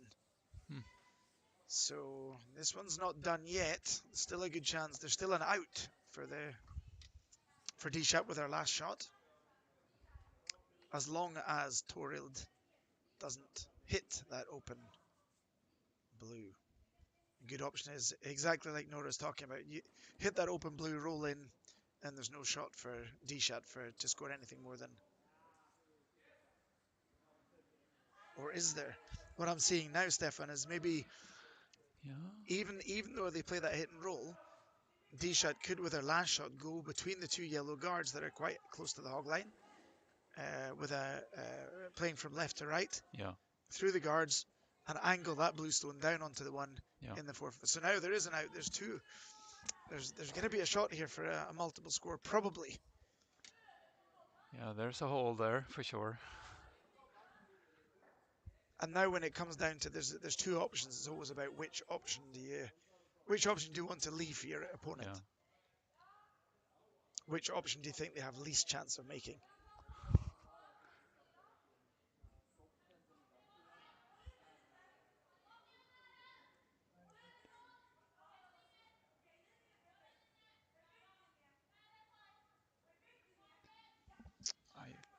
So while the girls are discussing here, we can do a quick score update. On lane A, Schwaller was leading 5-0, and Rybra took a 3 back in the 7th end to make it somewhat exciting into the last end. Schwaller leading 5-3 with the hammer. So that game's still going on.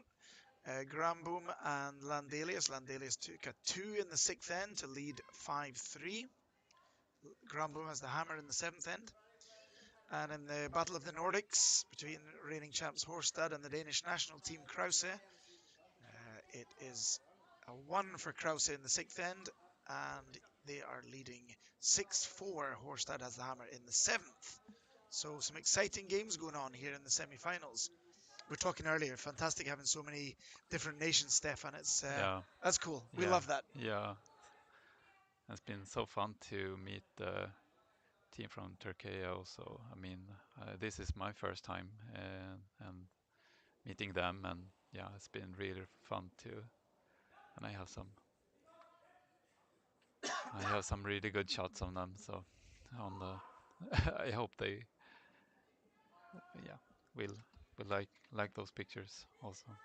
I'm pretty sure they're going to like the Yeah. picture, Stefan. Let's face it, your pictures are fantastic.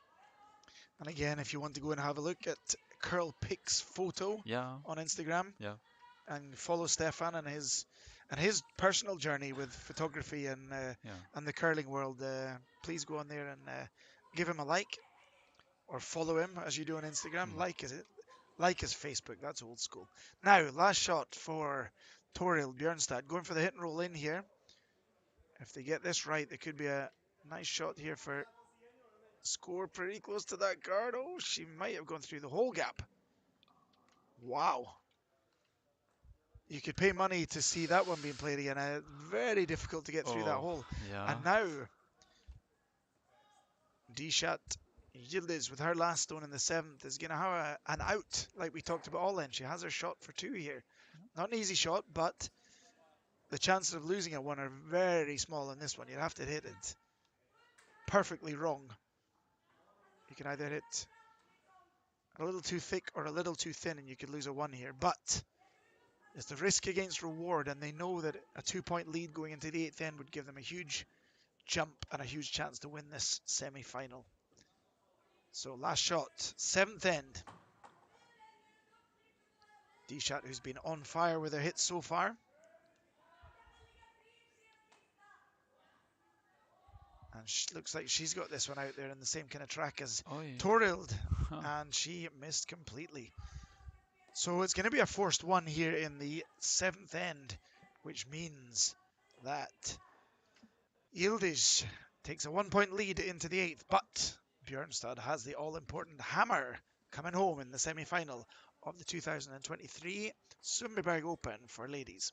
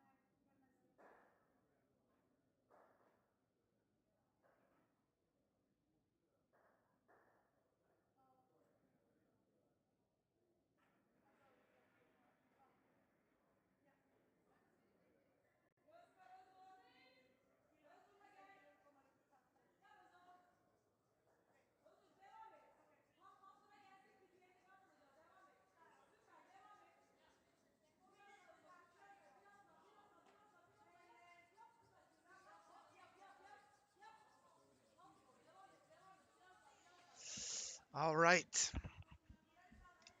Eighth end action here in Sundbyberg at the 2023 Sundbyberg Open. Turkey and skip Dilshat Yildiz and her team with a 1-point lead playing the eighth end, but Bjørnstad from Norway and her team have got the all-important hammer coming home.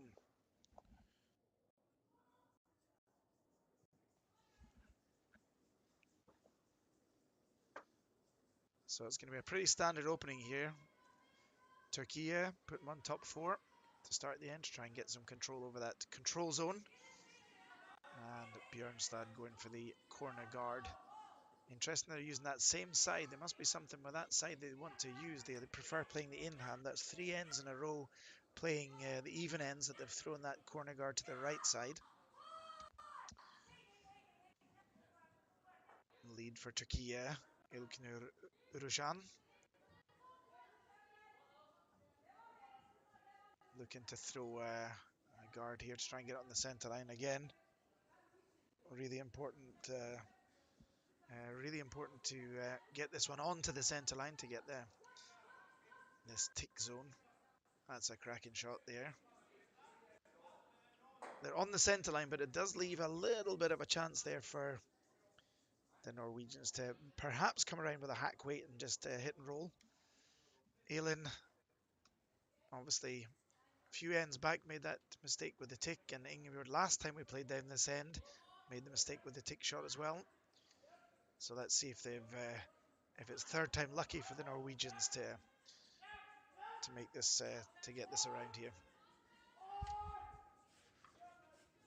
Stefan, now you've come in from the cold and your fingers are warmed up again, and we've talked about photography. Do you have a feeling coming in this last end? What do you think? What you've seen so far? If you're going to guess the result, I'm putting you on the spot now. Oh yeah, I don't know. I think normally, I mean, I was thinking the Norwegians. I mean, normally they play so well and some, but it looks like they've been not as crisp this game. So I don't know. I am a little bit. So I tend to. I think that Turkey will maybe You're take sitting on the this fence one. on this one here, Yeah, Stefan. but this is, to be honest, this has been how the game has been.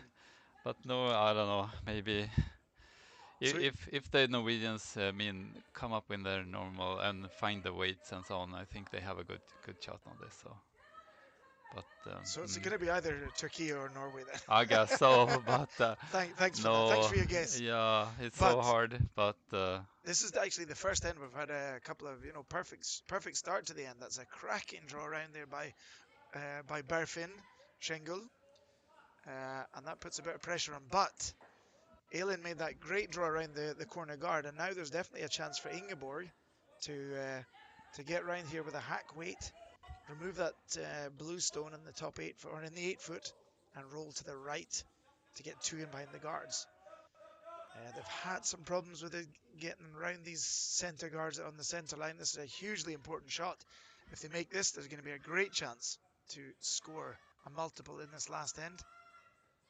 You can't afford to take the centre guard though. This looks like the line's perfect. Great start to this end. Super curling from both teams to start this end.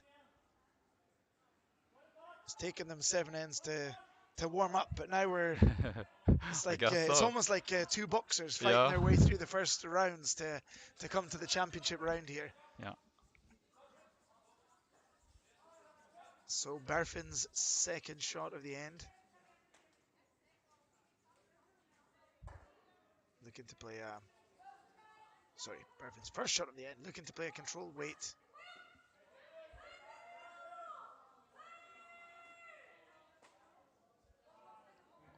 This one's curling over. Yeah. There's a big mistake. But the yellow's still around, so there are not going to be any changes there. Turkey is still lying 1, but is basically going to leave the same shot again to remove that one for Norway to lie 3. Remember, they only need 2 for the win here, and they have the hammer. They're talking about just coming around with a hack weight and trying to hit the blue stone on the nose. Right in the center and stay there.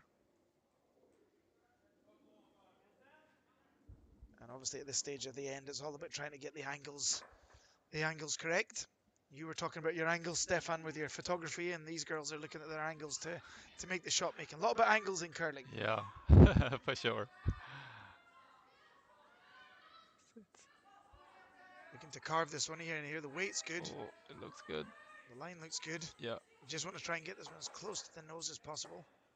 Great shot from Ingeborg. Now lying 3, but there's a chance for at least a double for Turkey. now it's going to be a race to see who can get the best position here.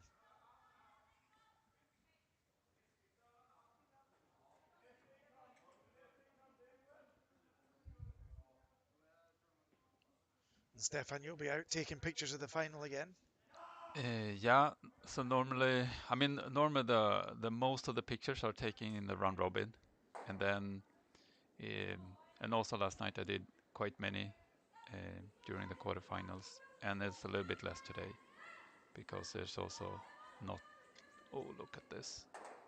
Let's see if she gets two or just one. That's a major mistake from Turkey here to give the young Norwegians a great chance to take control of this end.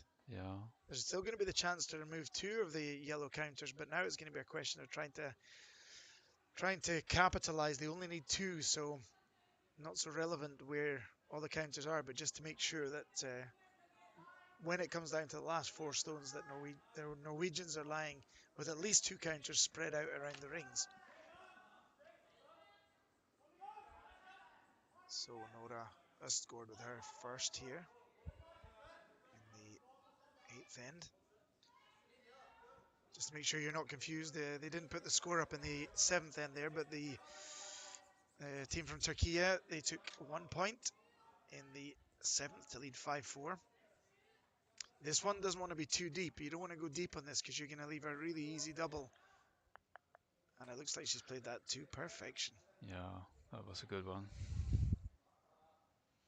So it's going to be a nose hit to try and remove two of the yellow counters, at least just now. But it's definitely at this stage of the end, it's advantage to Norway. Osnur with her second shot at the end.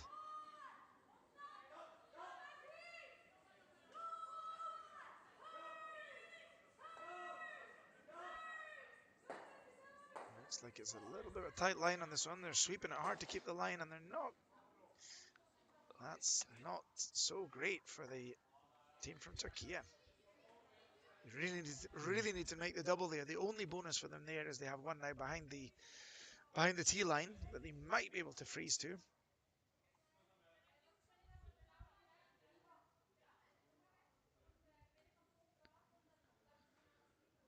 Yeah,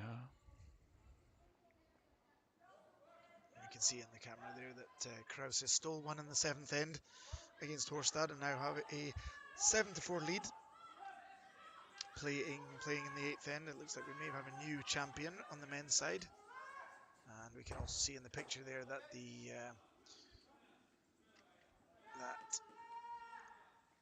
Team Granboom were forced to win in the 7th end. That means Team Landelius has the advantage here, going in with a 1-point lead, and the Hammer playing the final end in the other men's semi-final. And the final semi-final, the other semi-final between Schwaller and Dryber, down the last end, Schwaller leading 5-3 with the Hammer, but we can't see that in the picture just now, so that's going to have to be a surprise, like a Kinder Egg, no idea what's on the inside. So a nice hit from the Norwegians, but now it's all about changing gears. They realize that there's no point in trying to remove any more stones just now. They could always play the double off the two yellows and lie on top forefoot to create some pressure, but now they're just changing gears. Only two stones to come, and they need to make a perfect freeze to get themselves out of trouble here.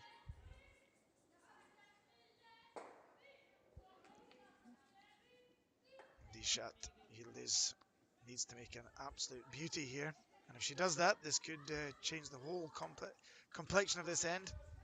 I've got a fantastic line, it's just all about the weight now. Looks like it's a little bit short. Line was perfect. And now the question is, what did Norway do to prevent the out? I think that's the shot right there. If you put a guard just exactly where Nora's showing with her brush, I don't think the team from Turkey are going to have such an easy shot to stop the Norwegians winning this game.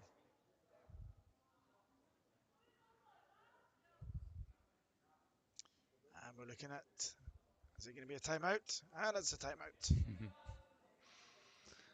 Yeah, important stone coming up now.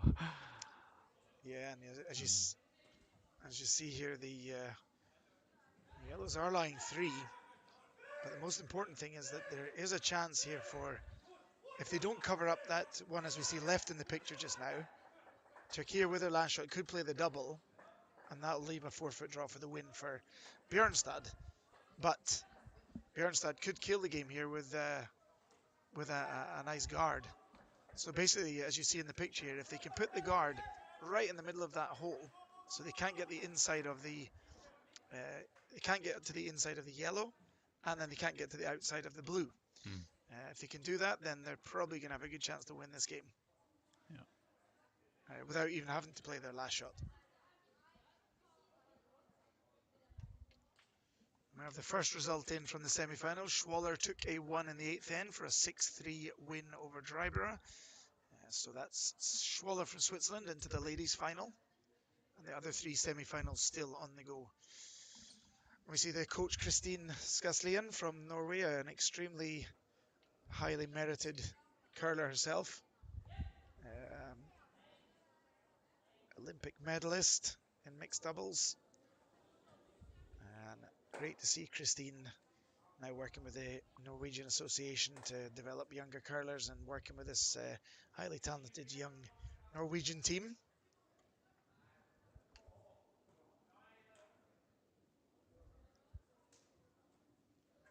So it looks like I thought they'd come into an agreement there, but it looks like they're not 100% sure. Still discussing a little bit, but I think the agreement is throw the guard and put it right in between, basically on that line. Yeah. Middle of the stone, right on that line furthest on the right. And that's going to cut off pretty much all the options for... The only option that's going to be left, perhaps, is running the blue on the left, the blue guard on the left, farthest to the left, running that in and try and get some kind of double. But that's a tough, tough, tough shot. So, first shot, 8th end for Toril Bjørnstad. It's been an up and down game for both teams, but it's kept the game extremely exciting for us watching. Let's see if the Toril can finish off this end. This has been the first end that the Norwegians have, first end for a long time, the Norwegians have had good control over the end, the whole end. So let's see if they can keep it going all the way into the end of the end. This one looks like it's curling a little bit too far. I'm just wanting this to grow teeth and stop. And they've certainly covered off the blue shot at least. But they might have even covered off both. It curled maybe about half a stone too much. Mm.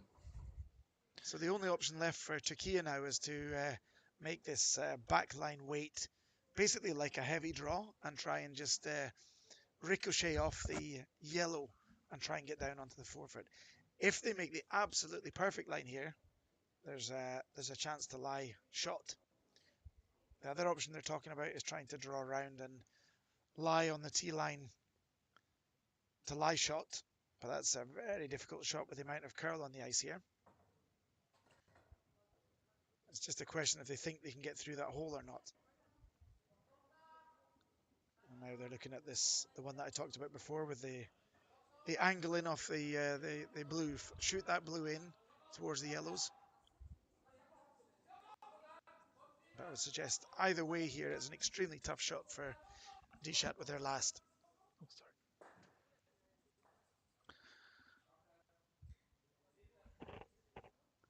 sorry.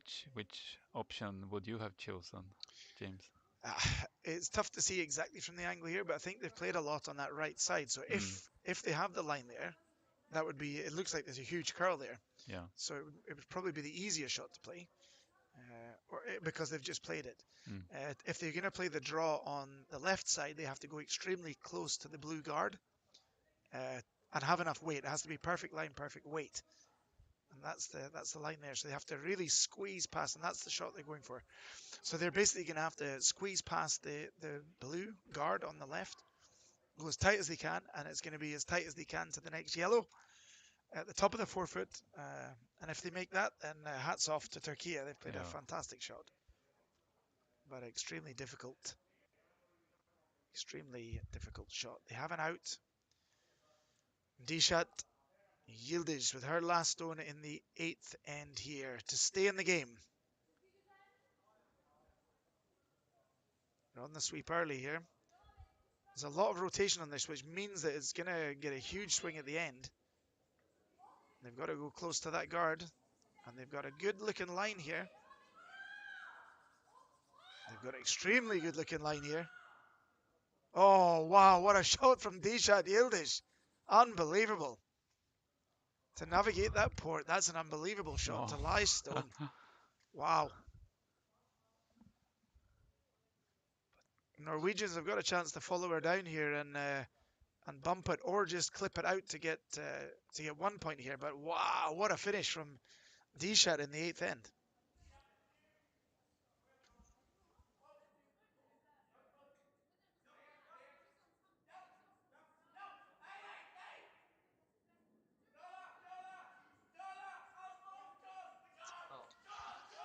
So what they're looking at here is maybe playing like a clearing and just trying to hit as much of that blue shot as possible, get them to spin out. There's a lot of action on the rocks here in Sundbyberg, and if they can do that, then they're going to have a shot for getting their 2 points anyway, if they get enough spin.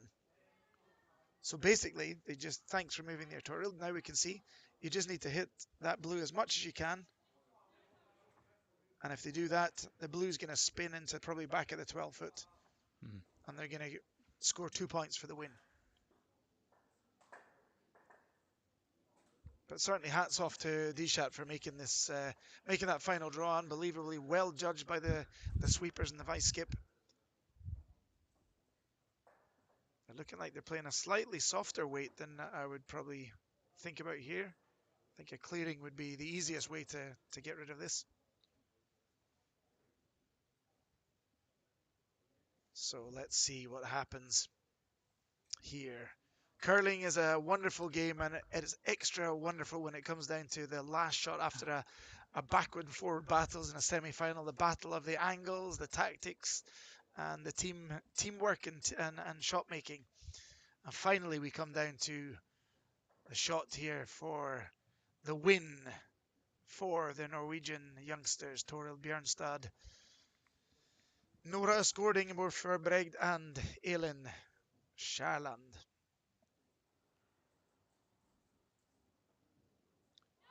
Playing a reasonably controlled hit. They're on the sweep early on this one. It looks like they've got a good line. Let's see how much this is going to spin off. This looks good. Yeah, great shot from Torild, and 2 points for the win here in the semi-final. Congratulations to Team Bjørnstad from Norway. Great battle between the two teams, and it was the Norwegians that took the long straw. Stefan, thanks for being with us in the booth here. Yeah, thank you so much. It was really fun. Again, go to Curl Pics Photo on Instagram. Give Stefan a follow and have a look at the fantastic photographs. We'll be back in a couple of hours for the men's final here at the Sundbyberg Open. Just to give you a quick rundown of the scores here, we had Schwaller beating Drybra 6-3. Grambum lost in the 8th end to Landelius, so Landelius through to the men's final 6-4. On our featured game, Bjørnstad took a 2 in the 8th for a 6-5 win, and Krause ran Horstad out of stones in the 8th end for a 7-4 win. So it's going to be Krause against Landelius in the men's final, and Bjørnstad against Schwaller in the ladies' final. We'll be back at 12:30, so join us then.